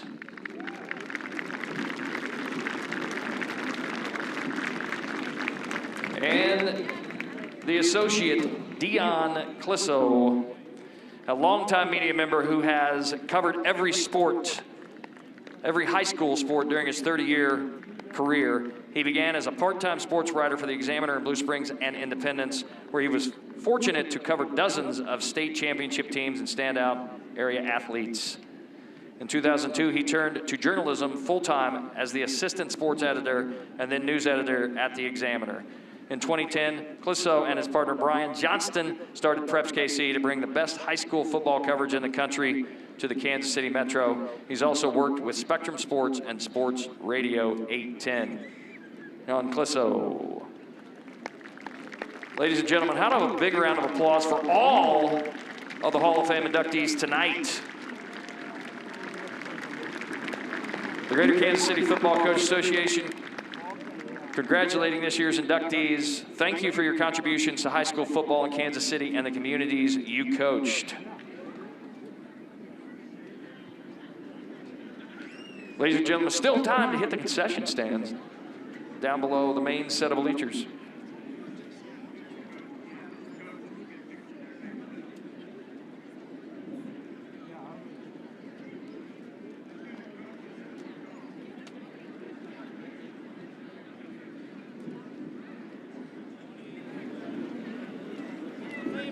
For your 2023 Hall of Famers for the Greater Kansas City Football Coaches Association, our colleague Dion Clisso, congratulations, and the 11 others, a great class, and we'll continue with Hy-Vee at the half after this timeout here on Spectrum Sports.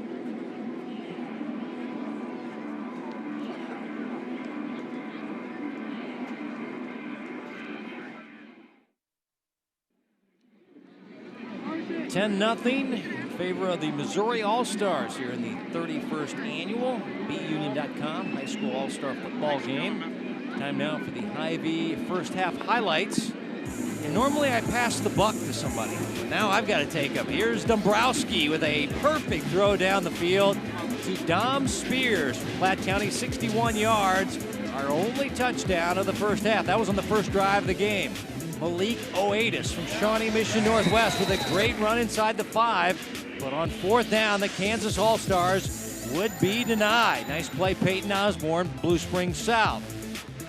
And then a nice play on the special teams by the Kansas All-Stars. Holden Zigman laying out and blocking a 41-yard field goal attempt. Kansas again having problems, this time a turnover. Rylan Alcantar with a scoop. Got it inside the 5, but they couldn't get it in, so they settled for a 22-yard field goal. It just creeped over the bar, and it's 10-0 in favor of the Missouri All-Stars over the Kansas All-Stars, as we'll have your Hy-Vee first half numbers after this timeout.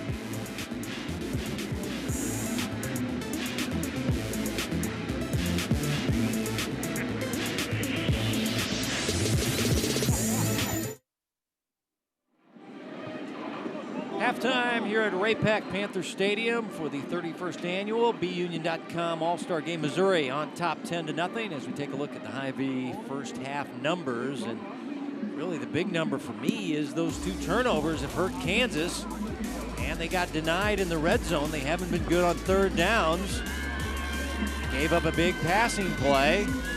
Missouri has just been dominant defensively. You heard Coach Bolt with his halftime interview with Mark. He said we were jumping off sides early on, but we've settled down. 9 tackles for a loss, and they lead at halftime 10-0. Kansas, though, will be getting the football on the alternating possession, as they will have the 3rd quarter kick coming their way after this timeout here on Spectrum Sports.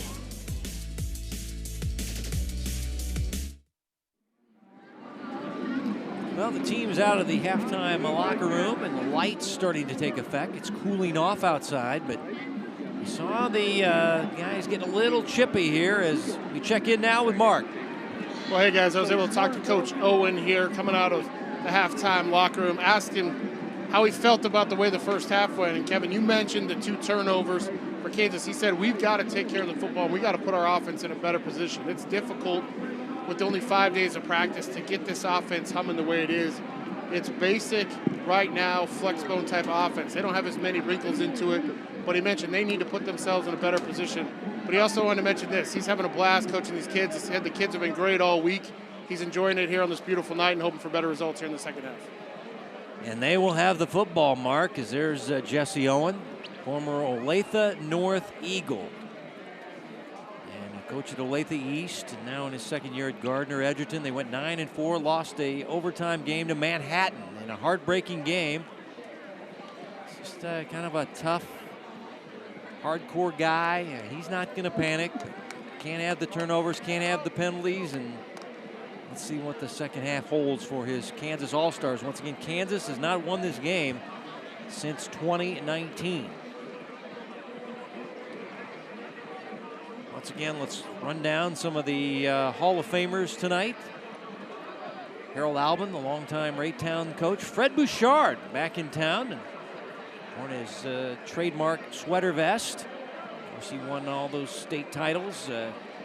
He won 4 at Harrisonville, 1 at Staley. Tim Callahan won a state crown at Shawnee Mission West. Rick Clark is deceased. His family was here. Tony Dudek from the St. Joe Central and LeBlanc area. Todd Dunn, a great run. Greg Jones. Now, if you're not familiar with Coach Jones, he left Liberty North to follow Dan Lanning, who got the Oregon job after he was the hot defensive coordinator out of Georgia. He was an analyst, so he said, I don't want to be an analyst. I want to be a defensive coordinator. Now he's back in the area. He's in Warrensburg at UCM as the defensive coordinator. And, of course, Brian Lohafer, Mark McDonald, Mike Spots, the longtime coach. I remember Mike at Blue Springs. And how about Malik Collins? Just signed a new contract with the Houston Texans, and he got $20 million guaranteed, and he is here. The former center, former Nebraska star, is with our own Mark Borichter. Well, down here, guys, with Malik Collins, one of the most dominant defensive linemen, high school-wise, to come out of Kansas City. Then he did it at Nebraska, right? Left after a couple of years and had a successful career right now so far. What's it been like being back here the last couple of weeks? My understanding is you got inducted in the Center Hall of Fame here a couple of weeks ago, now into the Greater Kansas City Coaches Association Hall of Fame. What's it feel like? It feels good, man. It feels good to be back home. It feels good to come out here and be supported in front of the local talent. The players is coming up next. You know, it's just a blessing to be here. Well, how are things going in Houston so far for you? I know we're below biased right here in Kansas City, of course. It's been a nice run for the Chiefs. But things rebounding down there. How you feeling about this year with new coaching staff and everything? Oh, yeah, I feel good, man. I actually, yesterday I just signed a new contract for 2 more years down there. So I'm elated to get back down there and get to work. Well, I understand what that type of contract can do for you. I never signed that here with Kansas City, but it's a life-changing contract for you and tremendously deserved, so congratulations for you. For sure, I appreciate it. All right, back up to you guys. And there is Malik and his family. Yeah, life-changing, $20 million guaranteed, and he's a defensive lineman, and if you were going to look up his stats on ESPN.com or something, he's a double-team guy. He absorbs the double team so the edge guys can get numbers, but if you go to Pro Football Focus, he is one of the top defensive linemen in all of football, and that's why he got the $20 million guaranteed as Austin Schmidt kicking away. Dion is back from all the Hall of Fame festivities, and congratulations again, Dion. Well, I can attest Malik has not gotten any smaller. No. But that $20 million guaranteed, he signed a 2-year extension. It's well-deserved. The guy worked hard, and like I talked to Coach DeLong, he goes, where's my cut? Well, I got him there. He was kind of joking with me. They told him about the Coaches Association Hall of Fame, and he's like, what about center? And then they put him in last week. Yeah, there you go. Well, here's the Kansas offense down 10-0. And let's see what they got in store. Once again, they're going to run the flex bone offense. And be Hayden Jay at quarterback. And this is the running back out of Eudora down the sidelines. with some nifty moves. And sprinting is Octavius Lyles. And wow, Dion, this guy Yes. right out of the chute with a big-time run. And Kansas off to the fast start with a 55-yard run by Octavius. And that's that same pitch sweep that they ran with Oatis in the first round. Little head bob here. Oh, and gets a move. Great call by our director, Joe Noshek. I tell you, Lyles is a guy we wanted to see. Get him out in open space, and they were able to do it on that play. Vassar with the touchdown saving stop down to the 35-yard line. 1st and 10 for the Kansas All-Stars. Lyles at 1,600 yards and 23 touchdowns, headed to Washburn. And this will be Lyles. Not much doing here. Is short yardage before he is pulled back. As making the stop there was O'Bevoin. You can tell I'm an old Hall of Famer. I dropped my glasses. I can't see anything. Yeah, you're dropping your headset. You're dropping your glasses. Yeah, you're still. How was it down there? It was cool. It was really neat to be in with the group. There? Yeah, my family came. My wife Kate, my son Henry, my mother Sharon, my dad Dick, and my grandmother who turns 99 in 2 weeks. Wow. Still and she's fantastic, and I wouldn't be doing what I'm doing if it wasn't for her. Oh, wow. Nasty tackle there by Dalen Harden from Ruskin High School. And he ripped down Lyles. Harden headed to William Jewell as a linebacker. That's a guy that I saw in practice and was pretty impressed with as well. And long, wiry guy. Yes.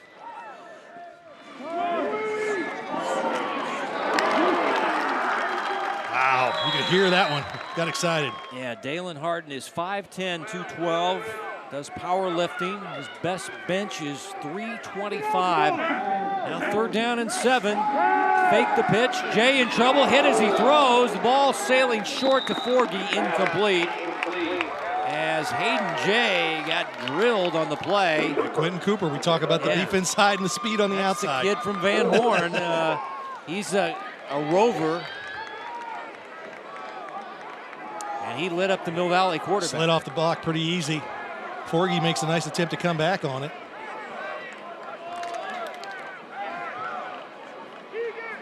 Well, Kansas, I don't see a punter or a long field goal attempt, so they'll go for it. 4th down and 7. They got stopped in the first half. And they quick pitch it out. Lyles gets a block on the edge, cuts it back, and I don't think he got it. He looks to be short from our side angle view. Now, let's see. Now flags on the play late. There might have been a late hit. But from the side angle, it didn't look like he acquired the first down. It looked like he's about a yard short. I think he's short. I'm curious to see what the flag is after it's over. Hayes is going crazy trying to get the offense on the field, I think. Dr. Jeremy Bowen, the doctor, because he is a dentist. Officiating now they backed it up to. Well, no, they still haven't moved the sticks. I'm not sure what they're talking about. It's officiating crew, 139 years and 16 state titles. Yep, dead ball, personal foul. Oh, wow. It's a dead ball, so it should be 1st down. Yeah, that's right. Yeah. Missouri gets the stop. They came up short. Yeah, so they will take over the football but get backed up. So Lyles, who had that 55-yard run to start things in the 3rd quarter, is denied. And it'll be Missouri football leading 10-0. Let's see, they're going to get penalized.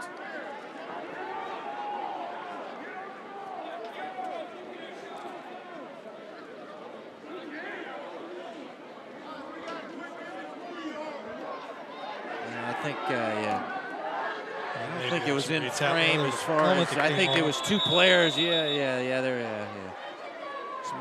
extracurriculars. Second guy always gets it. Let's check in with Mark. Tell you what, guys, there's a lot of confusion down here on the sidelines. Even for an all-star game, the competitiveness is coming out. You guys talked about it, a dead ball foul, turnover on downs regardless.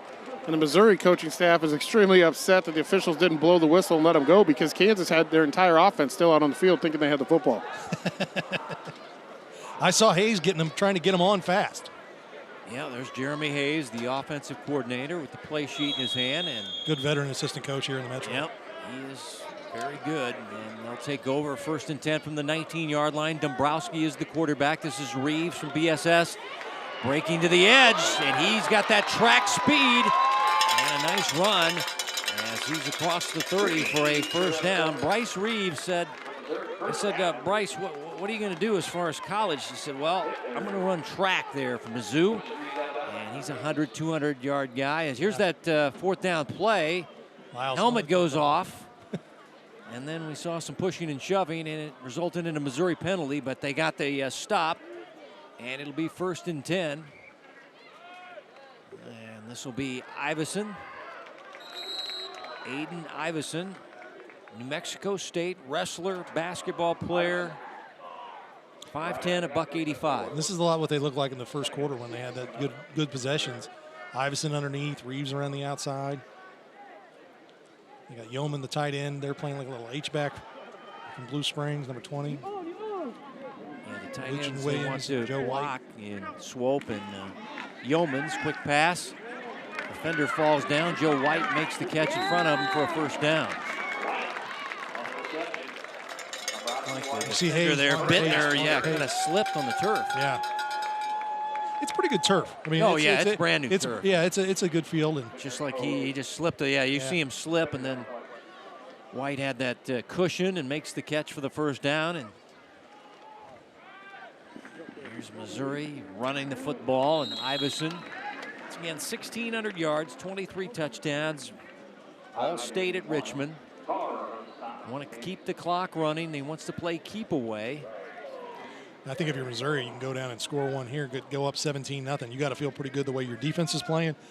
Plus, as a flex bone option offense, it takes longer to get things going. Now, they've got 3 quarterbacks who can throw it if they want to change up and get aggressive. Play action. Dombrowski goes deep middle for White. Too tall, incomplete. Bittner had the coverage. And that one, unlike his first quarter pass, was a little off target. Well, I think it was a little bit lower than he wanted.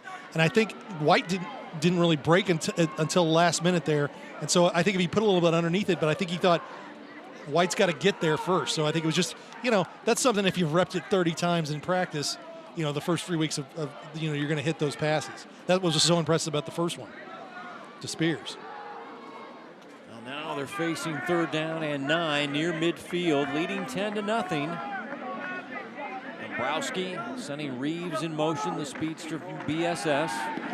Dombrowski gonna crank one deep, looking for Spears, and he can't come back and make the catch as he was trying to direct the traffic of the defensive back Breckenridge and come back and make the catch. It's incomplete. Well, and Spears did a good job here. Breckenridge had good coverage on this, so he had him blanketed. Dombrowski just gets a little bit, didn't get quite as much as he wanted it, but Spears does a good job of getting handsy and trying to fight back for the ball. We got a penalty on Kansas, roughing the passer. Late hit on Dombrowski, and Kansas now 2 turnovers, 0 for 2 on 4th down plays, now with a bad penalty. Keeps the drive going. Yep, that's shooting yourself in the foot. First down inside the 40-yard line. As you take a look at Dom Spears, the wide receiver, and that's not going to make Jesse Owen happy. That penalty is. Here's Dombrowski again, has his man down the sideline. Oh, they can't connect. Again, he was targeting Spears from Platte County. He was a late ad. I think on that route there, Spears, he kind of did a little start and stop, and I think Dombrowski may have been throwing more to a straight go route. And again, those are things you rep. You have a feel.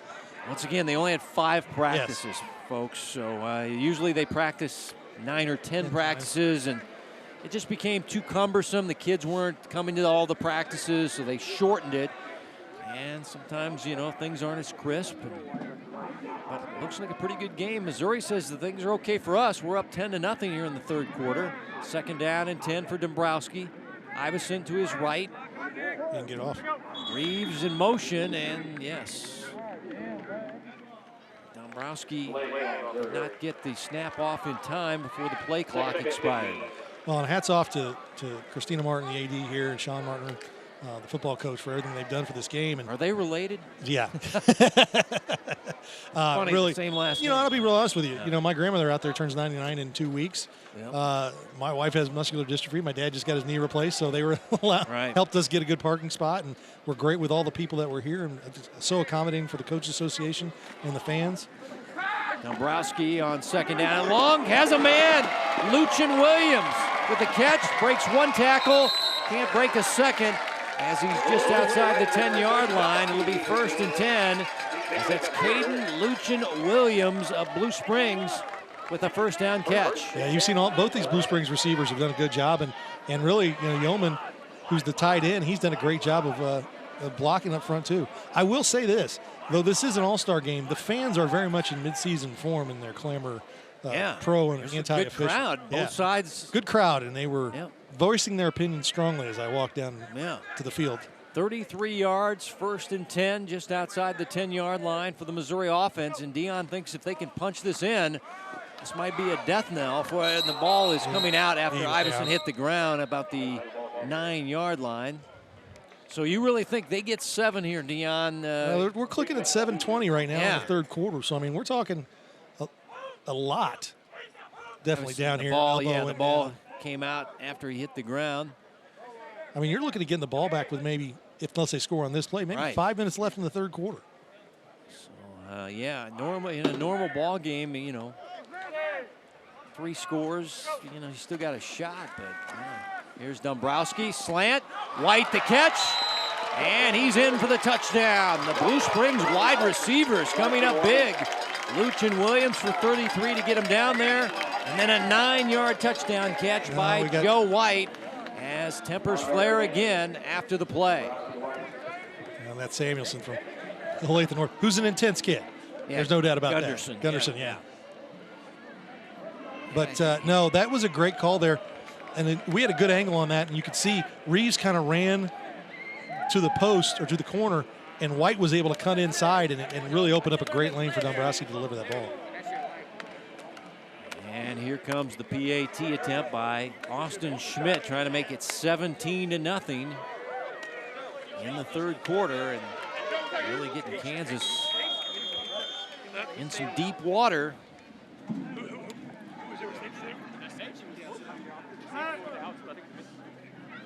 Dombrowski the holder, and now he loses it. Now Dombrowski is the scramble drill, throwing and off the hands of the receiver. There was 2 guys there. Yeah, 2 guys in the same area, and it was number 22, Rylan Alcantar. Can't hang on, so the PAT is no good. So 16-0 as you take a look at Joe White explaining the 9-yard touchdown catch on the slant. Yeah, right there. You saw Reeves clear out there and White cut underneath him. Really nice play design there.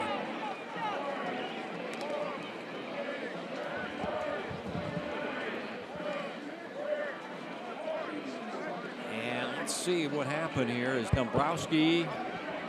Yeah, he just couldn't handle the short snap by the. And they come back. Yeah. Cooper was standing right there. Rylan Alcantar stepped in front of him. Yep. Well, Kansas All-Stars, 2 turnovers, 2 missed opportunities on 4th down. As you take a look at our Hy-Vee scoring drive, 11 plays, 81 yards. Joe White, 9-yard TD catch, 2 touchdown passes for Dombrowski tonight. As he's trending toward an MVP award, as less than 3 minutes off the clock as this one into the end zone for a touchback. Well, if you're the Kansas All-Stars, you're running a flex bone, but you have a Mac Armstrong who can really throw it. Let's see what they want to do as far as trying to come back down 16 in the second half as we send it down to Mark. Hey, fellas, I got quarterback Xander Dombrowski here. 2 touchdown passes tonight so far on your home field in this All-Star game. What's it feel like? Yeah, it's fun, man. Being able to play one more high school game here, couldn't ask for anything more.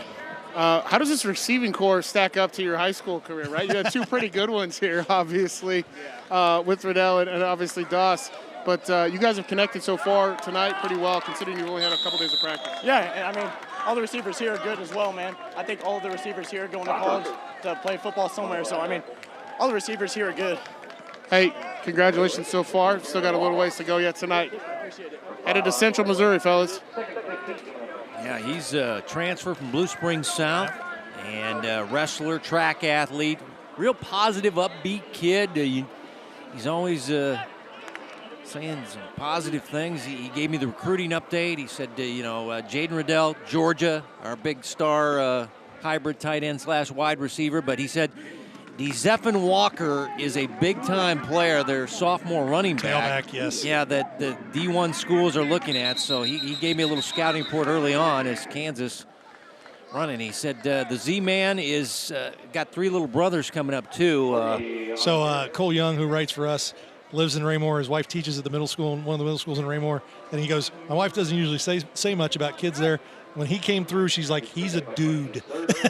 Yeah, because he looks like he's 25 as a 14-year-old. Yeah, I mean, he's Had a big kickoff return. Yeah, in that game that they got Liberty North slaughtered by Lee Summit North. Yeah, he was the only bright spot in that game. But, his teammates say he's the real deal, and the colleges are calling, actually. There's a number of D1 schools already after him. As here's Oatis on 3rd down and short. And let's see, looks like he's got enough for the first down as he is brought down hard there. Let's see, that was Brandon Miller in on the stop. Look at the way the hole opens up here. He's got all kinds of space. He's got his 3 yards. It's getting physical. I mean, there's some, Oatis isn't wanting to go down, so they're starting to. And also that was Brandon Miller from Liberty North. Yeah, and Brandstetter there. I think the linebacker, Torres, I was amazed. The kid from North Kansas City, not the biggest linebacker you ever see. No. And, but you got guys going to Alabama in front of you and stuff. You can kind of clean up. But much needed first down. Armstrong in the offense. Mack outside to Hayes Miller, the catch. And he is down at the 39-yard line. As making the stop was Peyton Osborne. Hayes Miller from Mill Valley is kind of a hybrid player. He play running back and play wide receiver. Well, Armstrong really stood in there and delivered that ball well, and Miller does a good job of getting some space. That's a big thing. Now they're in 2nd and 3. Now that opens up everything. That being said, we're at 4:38. Clock's ticking here. They're going to have to get a score before the quarter ends. Yeah, check that last tackle. Dakota Hanna with the stop number 11 for Liberty North.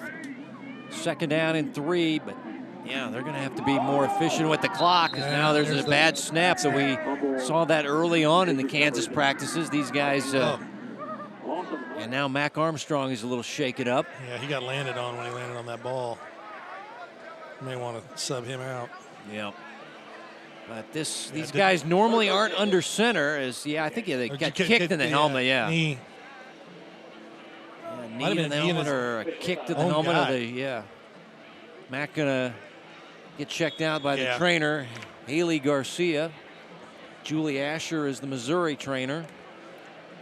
The University of Kansas Health is one of their doctors. They're here to check everybody out and keep everybody healthy. But the guys who are on sidelines with the Chiefs are out here tonight. Yeah, work hard. And now Eddie McLaughlin in the game running short side and gets a lot there as he crosses the 40 and plows into his own bench area.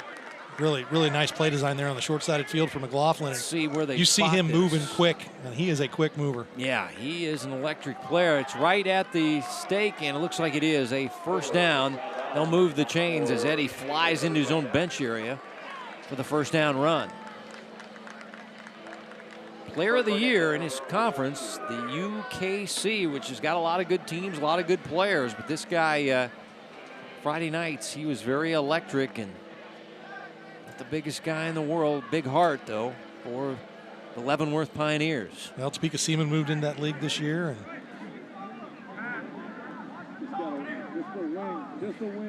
new set of downs, but Deion's been mentioning that the clock is not in their favor as Hayes Miller takes the pitch, takes a hard hit on a cutback, and he'll get it to the 47-yard line. And he got about 7 yards, and let's see, was the quarterback a little anxious here? Get rid of this one. Well, they flubbed the. They didn't get a clean, into the belly of Oatis. I got you.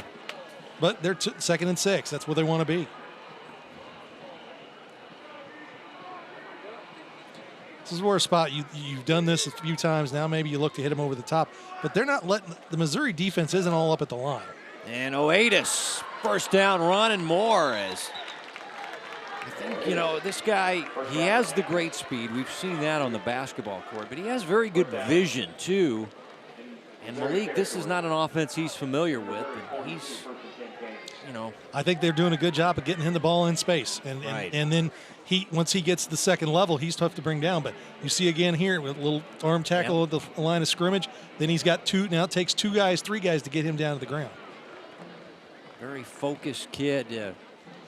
The one thing I'm seeing out of Kansas, when they break those big plays, the line really is making some good space for them. And those guys are really the unsung guys, because some of them haven't run anything like this before, and the movement that they have to do to get the open holes.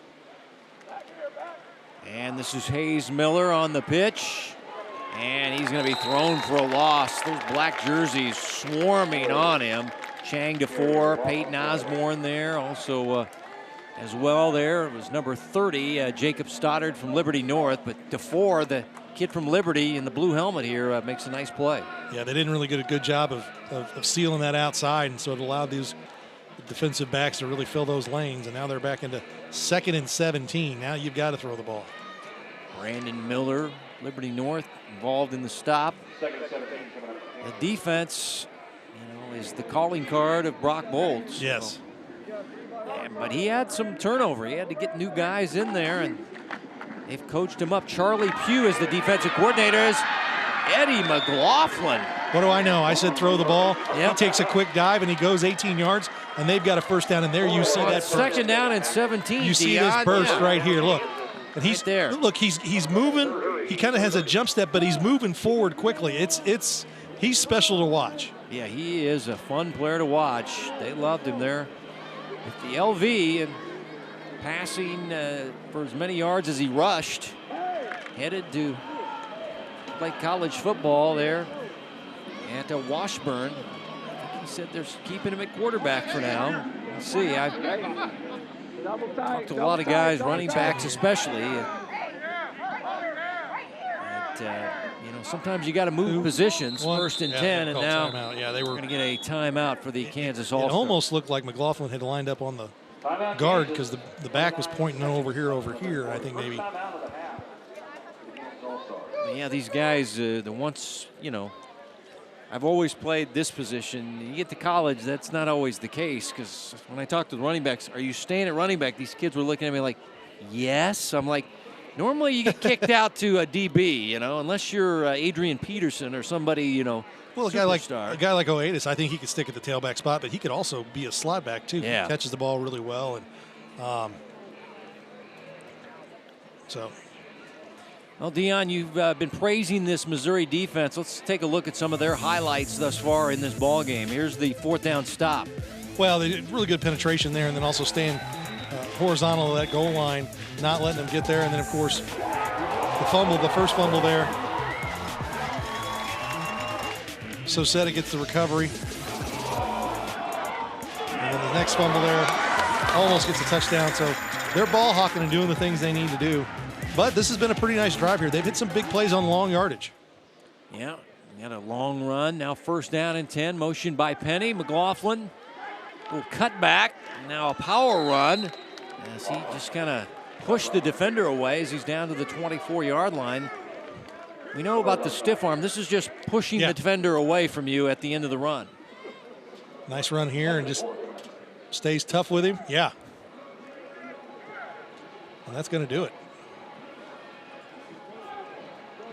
Yep, that will be, it looks like the final play of the 3rd quarter, and Missouri adding a 9-yard slant touchdown pass from Dombrowski to White. PAT, no good. I love how. But it's all about the Show Me State thus far. They lead it 16-0 after 3.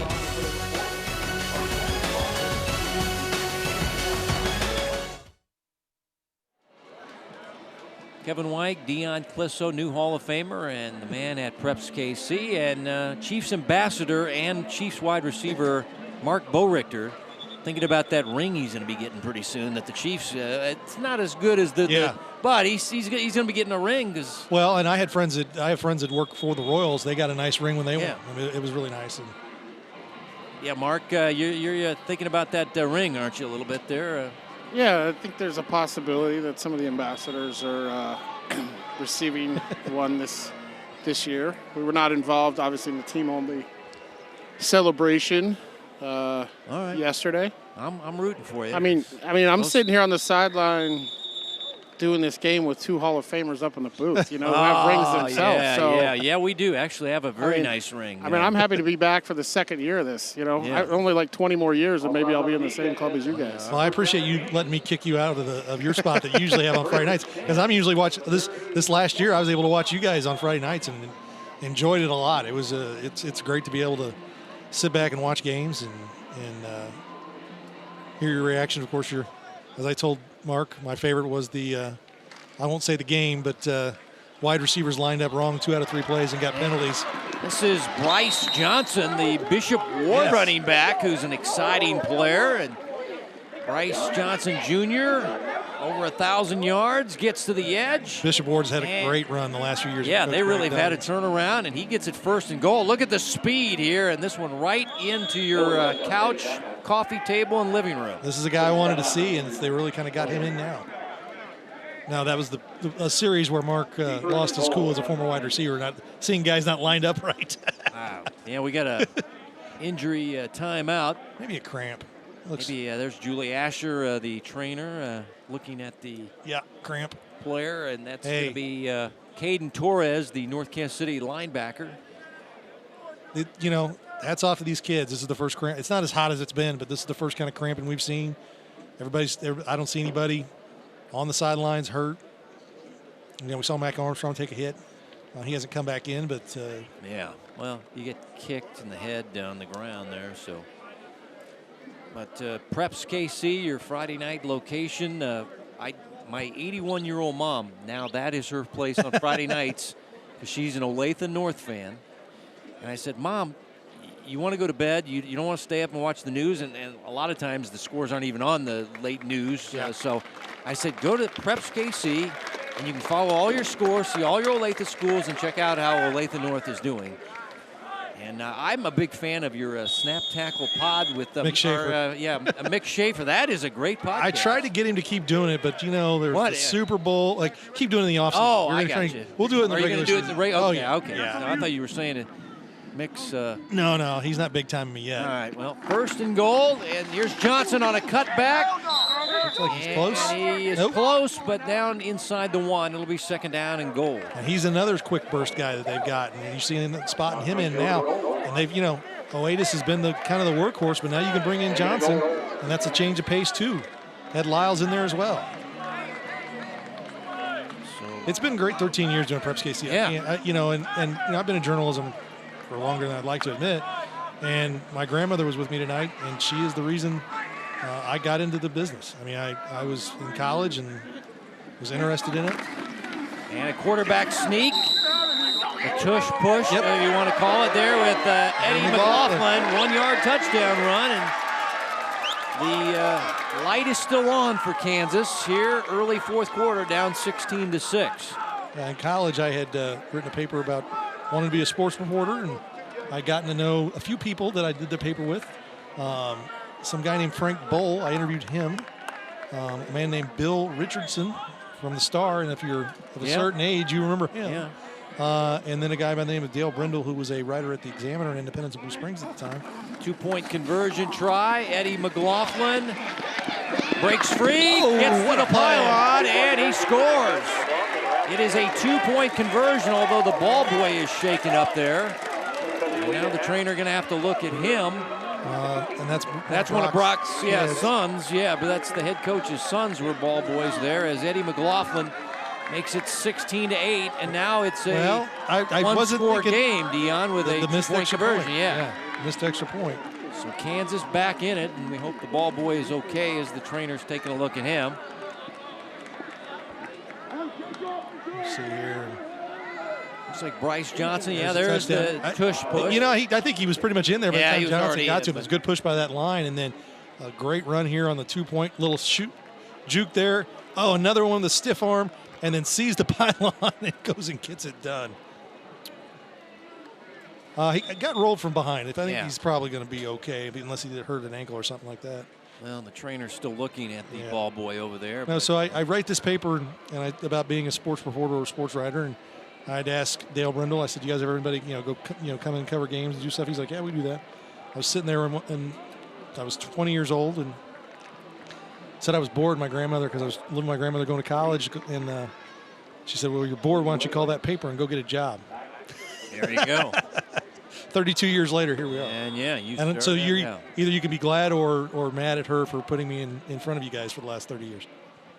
Well, we're glad. You're a Hall of Famer. You're most knowledgeable guy as far as Kansas City. Here's Luchin Williams on the return. The Blue Springs wide receiver across the 20 to the 24-yard line. And if you're Kansas, you want to train out here. You got some rhythm with your offense. You're doing some stuff. Is it going to be Dombrowski or Rowe? Looks like Rowe is going to be taking this series for the Missouri All-Stars. Looks like Brock's son's getting up here. It's like, I think he may have banged his head a little bit. Yeah. It looked from the one scene we saw, it looked like he was standing and maybe had his back turned a little bit and got rolled underneath, and he may have bounced his. Yeah, it looked like the defender was the guy that kind of rolled into got it. his legs. And he's got two sons, Brady and William. As this running play is a hard run for number 19, and wow, that was Abel Swope. Another kind of hybrid guy, can play the H-back, coming here, getting the thing. And I've got him slated as a tight end. Yeah, here, he's a big, tall runner, but he's physical. Yeah, he really lowered his head and shoulders and pounded away for a first down run out to the 35-yard line, a gain of 12 yards. And now Fager, oh man, he got knocked back to next week there. Fager, you see, this is a collision. Yeah. You don't see a running back go that far back. No. John. I think he had all his momentum going and kind of bounced out. Wow. Watch this. Boom. And then he just kind of says, oh, wow. I'm going to fall forward, but it's actually backwards. Yeah, as he gets helped up after a loss on the play as they'll lose 4 yards. I would expect to see Missouri really try and run the ball, because at the end of that second quarter, they were throwing it a lot. Clock was stopping. I think now with this 8-point lead, they want to milk it all the way down. They snap that with 2. Rowe going down the field too long and incomplete for Spears. The coverage very good by DeAndre Beasley. A flag is down. If I make too many wrong predictions in this game, they may take me out of the Hall of Fame before it's over. I said they're going to run it, and they go chuck it, but they may have gotten bailed out with a pass interference. The way White is reacting, yes, it is on the defensive back Beasley from Miege. Pass interference. And still high school. It's going to be, 15-yard penalty. 15-yard penalty, but it was 2nd and 14, so that'll be enough for a first down. And Missouri gets a new set of downs. They have changed in high school football this year. Holding penalty is not a spot foul anymore. It's behind the line of scrimmage. It's just 10 yards from the line of scrimmage. That only took 30 years. Yeah, that one was a slow process. 1st and 10. Running play, Reeves. And nothing doing. Kansas all over him. Cam Teo, nice stop. I like Cam Teo. He's done a great job running sideline to sideline for the Kansas squad. Devin Lowe, the big Olathe North defensive lineman, who I think his best football is ahead of him. He's going to go to Hutch, but that's a guy that's well over 300, great feet, athleticism. You'll see him probably at a D1 school after his 2 years at Hutch.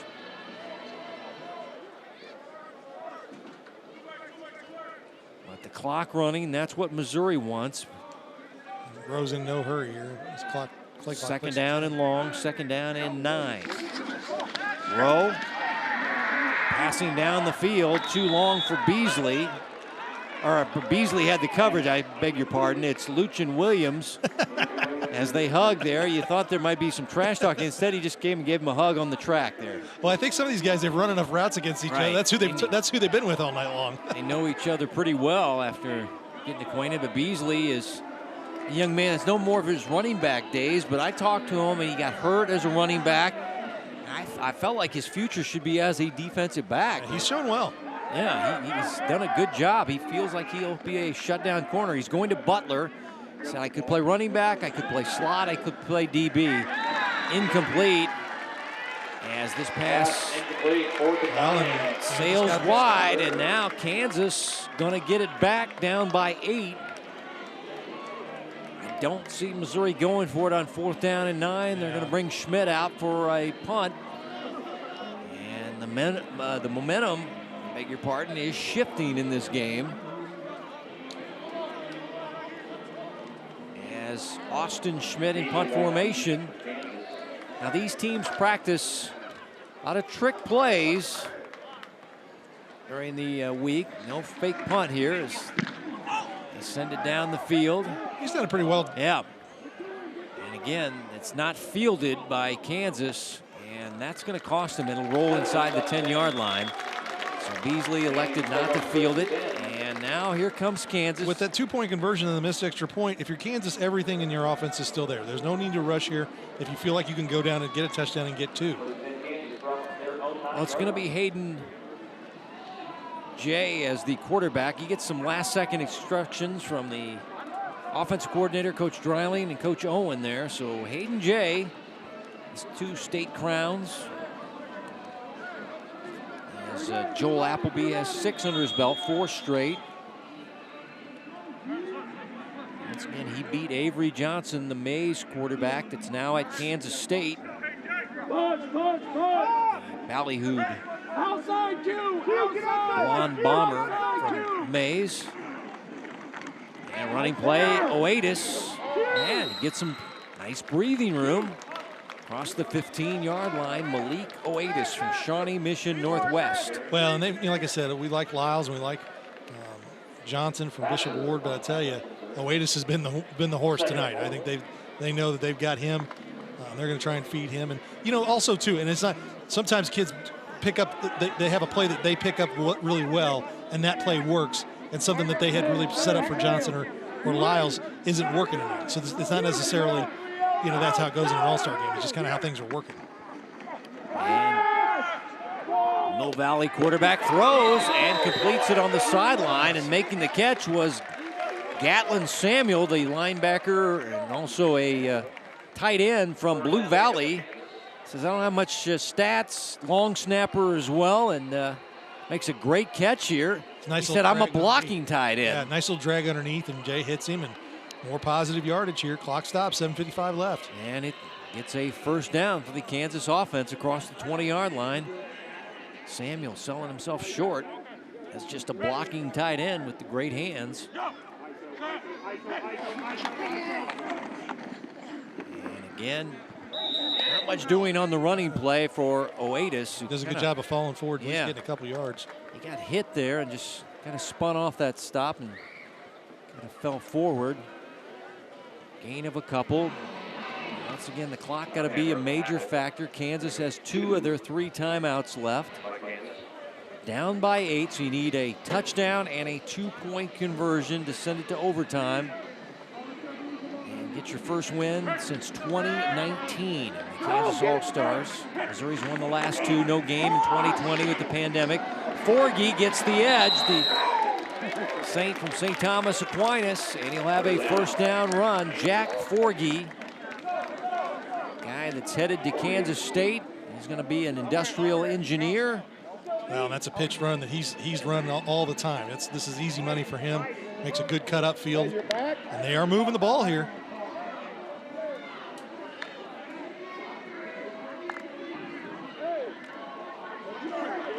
Forgy, once again going to K-State, 10 touchdowns his senior year. He's a power pack back, 6 foot, 200 pounds. Oatis is the fullback in this offense. And Malik is not going anywhere this time. He might lose some yardage. Defensive line has done a good job. Once again, Charlie Pugh, defensive coordinator for the All-Stars for Missouri. Not going to get much out of Charlie. He's not going to tell you much, but he's from Oak Park High School. Coach Clemens over there.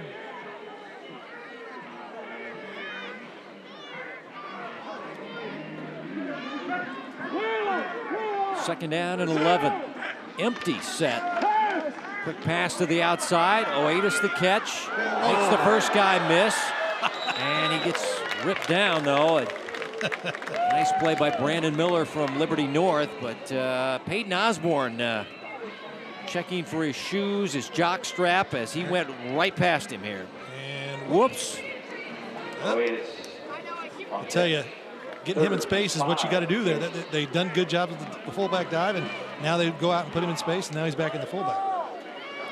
Now he makes it third and manageable. 3rd down and 5 after that reception by Malik, and now we're going to get the second timeout by the Kansas All-Stars. Is the clock down only 5? Yeah, 5:24. Yeah. Now clock's going to be big here as you're trying to be efficient with the time and get that score and 2-point conversion to get it to overtime. And I believe the ball boy, I wanted to clear up that last. I think the ball boy is okay after seeing the train. He's kind of rubbing his head a little bit. I think he's, yeah, okay, good. I just, you know, he may be with Mom now. All right, well, the game of the week brought to you by Hy-Vee. They're proud to support Kansas City High School athletics. Kevin White, Hall of Famer Dion Clisso, and Mark Ulrichter. Yeah, Hall of Famer Kevin. Yeah, I'm also in the Hall of Fame. Yeah. So, good to be here in Cass County. We're in Peculiar, Missouri. Not one of my favorite drives down 71 on a Friday. Still haven't got that 155th Street Belton thing figured out, where everything can, you know, it's just, it's a, I don't know, it's a mess.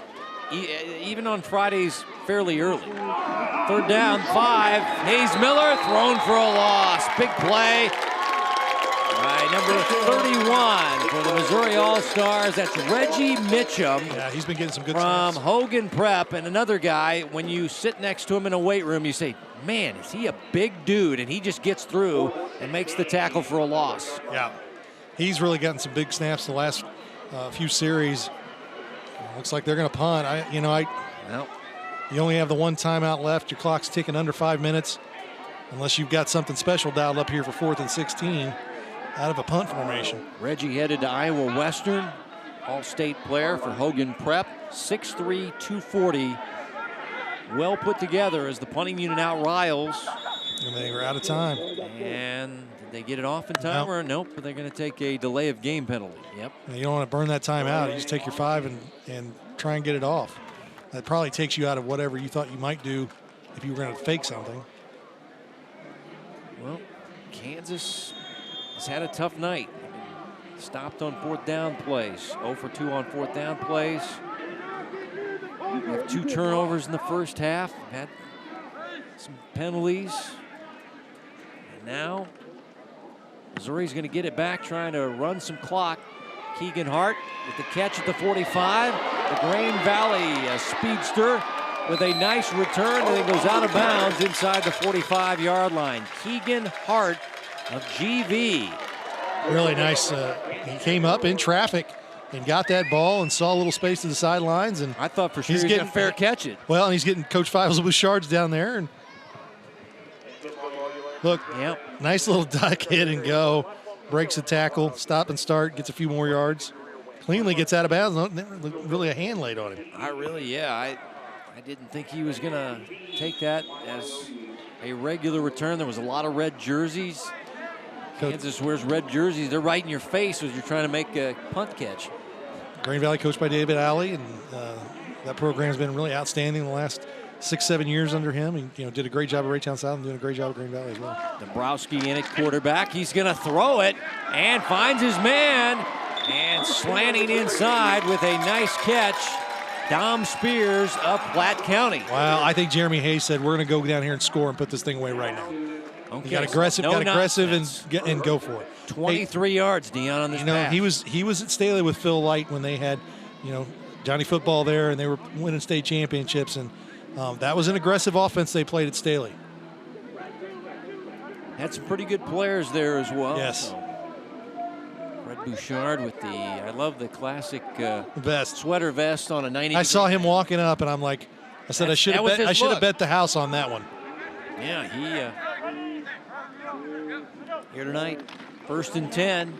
Dombrowski eludes a tackler and then powers over another tackler as he's down to the 15. A flag late in the play, Dion. Yeah, over here on the close sidelines, we had 2 guys going at it. I'm not sure who they're going to call it on. Maybe the Kansas guy.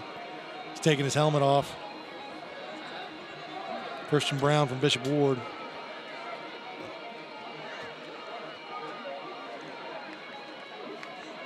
Looks like he's taking his shoulder pads off.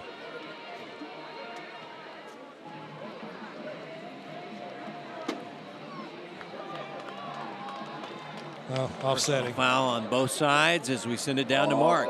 I was curious. You talked about him taking his shoulder pads off. He was one that earlier in the game had a personal foul. It was after the whistle. When he had that confusion on that dead ball earlier. He's been fighting a knee issue at practice. He took his shoulder pads off, and he's walking. So maybe he's not feeling the best. I know that they've been checking with him and taping up his knee during practice, and he's had to fight through it. So it'll be 2nd down and 5, 3.5 to go. As Missouri trying to win their 3rd straight. And also the 17th win in 31 years of this game. They were way behind coming into the 2010s, and they went on a streak. Yeah, they had some things going here. Dombrowski on the fade, and it's broken up. Wow, nice coverage. Lucian Williams was the target as the receiver was stopped there. Nice play. Yeah, look at that. Yeah, that was Josh Boone from St. James Academy. And I will say that the tamest, most sportsmanlike group tonight are the receivers and the D-backs. They all look like they're going out to eat after it's over. Like, because, does a great job on the thing, and he looks at it, good job. Yeah. Lucian Williams has had a nice night, so is White. So look at him. They're like, hey, good job. St. James guys still have that Carolina blue heart sticker on the back of their helmets to keep thoughts in mind for our own Coach Huppy, battling back from cancer. I'm going to say they're still thinking about the coach as Dombrowski problems with the snap. As here's Dombrowski in the Fran Tarkington mode, scrambling and throwing incomplete. Thought he had Fager there in the scramble drill. Yep. But good job just keeping that play alive. Now 4th down, Dion. You got a good kicker. Yeah, I think and let him kick. Make it a 2-score game then. As Dombrowski, once he found it, I shouldn't use Fran Tarkington. And the young guys watching are going, who's Fran Tarkington? Well, he's a Hall of Famer. But here comes Schmidt in to try to make it a 2-score game and put him up by 11. As Dombrowski will be the holder. He's had one block tonight from distance, and he didn't really hit that 22-yarder flush. Yeah. But, new snap, new hold, it's tough. Right. I mean, that's a... This will be well, it's going to spot it at the 32-yarder, and he hits this one clean and true, and it's no good, though. Wow. He blocked it out to the right, I guess. Looked like from here it went through, but... Yeah, I mean, it looked good. I mean, it was a lot better hit than the 22-yarder. Yeah, it was a good strike. But, well, the door's still open, Dion, for Kansas as they'll take over. Let's see. Let's take another look. Did he just block it out to the right? Yep. Looks like he just sent it wide right. Oh. Just around the crossbar. So 1 for 3 night for Schmitty. Yeah. All right, I'm in a bad mood now. Virginia lost their first game in the College World Series to Florida, 6-5. Yeah, I noticed you were rocking a Virginia baseball T-shirt beforehand. Yes. Before you got into your TV clothes. Yeah, I had several friends go to University of Virginia. I kind of became a Virginia fan when I was in high school. Eddie McLaughlin trying to set up a screen to Oatis, and just a little behind. Couldn't come up with it. Incomplete. Second down and 10. Malik frustrated there as he had to really hit the brakes, and you saw that rubber fly up from the field turf as he's in the wheel and he's wide open. Watch that. Yeah, you see the field turf rubber flying up when he hit the brakes when he saw the pass you can come see up short. And you can see the DBs from Missouri not communicating well on that play. Yeah, keep an eye on 13. He's a game breaker. Second down and 10. Kansas down to one timeout. Still time. Eddie and the Cruisers. Eddie McLaughlin. Nice run on first down to the 26-yard line. Under 2:38 now. You gotta have some urgency here, but yeah, they still have time and they still have a timeout in their back pocket. Eddie tripped up. Nice play there in the backfield as the guy got his legs there was Dalen Harden, the Ruskin. Yeah, he's had a nice night. Yeah, he has. Dalen is a young man headed to William Jewell, so he's staying in town with the shoelace tackle here as he just got his foot. Ruskin with William Perkins moves into administration. Yep. Tim Callahan. Yeah. Retired from the Kansas side. Double dipping on the Missouri side. And he's really excited about the new challenge. And Jeff Tolbert, who used to be at Van Horn, is taking over at Shawnee Mission West. So some good coaches moving around. And hate to lose Coach Perkins at Ruskin. He did a good job with that program. And but he's moving into administration, as some are want to do. And Tim Callahan's coming in. And he's really excited about that group and what he can do at Ruskin. And he's a Hall of Famer, too. Yes. And Shawnee Mission West, Jeff Tolbert's taken over. And Mike Spots, who was put in the Hall of Fame, is going to be an assistant coach over there with him. Kansas using their final timeout. Dion, do they have enough time? Well, they've got to do some big hitters. They got to get this first down first, but they've got to find a play they really like here and get something downfield. They don't really have a wide receiver that you can really, I feel like, is a game breaker. No, I mean, they got good hands, good possession, more possession on the receiver side. I think you. Malik Oatis or Penny are good receivers as backs, and that's probably your most. And they've got Lyles out there right now. Yep. All right, let's see what they have to offer. They have a receiver in the slot. This is a new look here. Jensen, Jensen is a tight end. Now this is Octavius Lyles breaking through and finally pushed out near midfield. And Octavius had a 55-yard run to start the third quarter. Another big run. That's a huge swing right there. But Kansas in business across midfield. Across midfield, 1:47. So get your play in, be ready to go. He's got speed to burn, doesn't he? 39 yards. So big stiff arm. Tell you what, 2 plays, he's almost got 100 yards rushing in this game. Octavius Lyles from Eudora. He switches spotted at the 46. Gets a 44, beg your pardon. Yeah, he'll be back in. He's had the big plays as they go back to a traditional flex bone set here. And Eddie McLaughlin will run, and he'll get about 5 yards down to the 39-yard line. No timeouts, though, now. No, they're huddling. I mean, that's the thing. You're under a minute. You got to get the urgency going here as you're still 39 yards away. You need a touchdown and a 2-point conversion. Hayden Jay just came in on there. So this, if you're Missouri, I think you drop back deep here and don't let it get beat in front. I don't see the safeties moving, so Jay is quarterback under center. Fakes a pitch and gets sacked on the play. Chang DeFore from Liberty blindsides him. He didn't get fooled by that at all. He came off the backside and lights Jay up, and here we are with a minute to go. Third down, they've got to get moving. Yeah, and it's third down and long as they're third down, and they're saying 14 yards to go. And now they'll spike it to stop the clock and have to run a fourth down play. Chang DeFore into the back of the quarterback. Well, that's a watch out there. They all cross in, and he just sees nothing but green between him and Hayden Jay. Well, you spike the ball, Dion, and you now lose the down, and that's 4th down and 14. You got to convert here. This game's over. Well, maybe they didn't have the play or the personnel they wanted in there and figured we got one shot at this play here. This could be the ball game, and now Missouri will take the timeout. They have timeouts to burn. They have all 3 of theirs, now down to 2.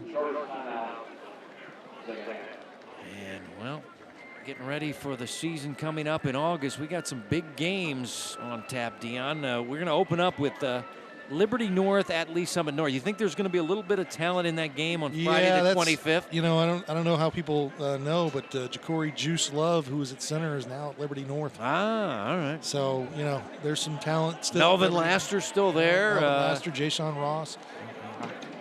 Isaiah Mosey, the coach's son, is a Division I wide receiver. He's got all kinds of. And Trey Williams, the right tackle. Now that Green's gone, he'll move to left tackle. And Winery, is he still committed to Alabama? Williams, the linebacker? I think so. All right. So, yeah, the talent level, August 25th, you're going to want to watch that, though. Take a little summer break. Then week 2, Rockhurst at Blue Springs South. And then our first Kansas game will be in September on the 8th. Blue Valley Northwest at St. Thomas Aquinas. Here's your ball game. Hayden Jay in trouble, and that's going to be a sack. Sack back to the 40-yard line as they get the sack from Caden Torres, I believe, the little linebacker from North Kansas City. And I say little, but he's got a heart of gold. 5'8", $175. Well, the one thing I'll tell you, these linebackers have played fantastic for Missouri all game long. But I know how Brock Bolt likes to run defense too. That's because the defensive line has done a great job of when they needed to pressure, they allowed those linebackers to fly. And look how many, there was 4 guys in the backfield. And Hayden Jay's a pretty competitive kid, you can tell. He was frustrated. Leading tackler for Leon Douglas in North Kansas City, as now Missouri can run out the clock and make it 3 straight. Lead the series 17-13. Kansas still no wins since 2019. And went back-to-back. They went 18-19. And the funny thing is, they ran the flexbone both times. Right. But what they did have, especially in 18, is they had 2 flexbone quarterbacks. Right. They had the kid from DeSoto and the kid from Aquinas. This is good. This is pretty good sportsmanship here. Yeah. I mean, there was some chippiness here or there, but I've seen way more chippy all-star games. Oh, yeah. This one. Missouri makes it 3 straight. Final score 16-8 as they get a long touchdown pass. Also get another touchdown pass to Joe White. Dombrowski, the Ray Peck quarterback, with 2 touchdown passes. And hold off Kansas. Got a late score on an Eddie McLaughlin run and 2-point conversion by Eddie. So your final is 16-8, and Missouri has won 3 in a row as we send it down to Mark. Hey, down here with Coach Bolt. Congratulations, Coach. Hard-fought victory here tonight, obviously. Offensively, the second half, you guys stalled out, but big defensive here performance in the second half. Oh, they played. They made plays when we needed them to. I mean, they put a really good drive together, wore us down, stuck it in there, but we made them fight for every yard, take time off the clock, and we're able to get the stop here. I'm happy for these kids. Kansas played a great game tonight, but hopefully it was a great experience for everyone. I know I had fun out here watching this game. The intensity sure ramped up here in the 4th quarter once Kansas put some points on the board. I could tell on your sideline it was getting a little more tense there. All of a sudden that big run ripped off. It was. You could feel it on the sideline, and the intensity did pick up there and kind of got that edge back that we lost for a minute. Thanks a lot, Coach. Congratulations. Have a good evening. All right, Dion, your final score is a 16-8. Missouri's had longer win streaks than this, but a 3-game win streak, pretty significant. We'll be back to wrap things up here from Ray Peck. Missouri, a winner in their home state over the Kansas All-Stars here in the BUnion.com All-Star Game.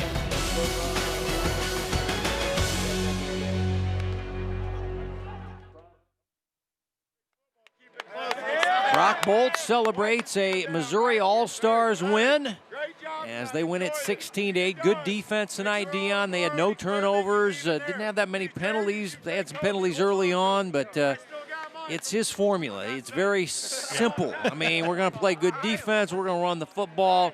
And they win a lot of games at Fort Osage. Yeah, they do. And the big hitter right off the bat was kind of the biggest play of the night that really kind of knocked Kansas back on their heels. But it was the defense, especially here in the second half. And they gave up the one drive. And I think that had a lot to do with Eddie McLaughlin and Licoides and that line. They played pretty well in spots for Kansas. But Missouri got their defense back together and played really well. You could tell their linebackers and DBs filled where they needed to, and their defensive line did a good job all night. Congratulations to Xander Dombrowski from Ray-Pac Games MVP. Thanks to our coaches, Jesse Owen and Brock Bolt, our producer, Joe Novacek, for the Hall of Famer, Dion Clisso and Mark Borichter. Kevin White saying so long from Ray-Pac High School and Panther Stadium. Our final score once again in the 2023 BUnion.com Kansas versus Missouri All-Star football game. It's another Missouri win, 3 in a row for the Show Me State. 16-8 is your final. Good night and happy Father's Day weekend from Peculiar, Missouri.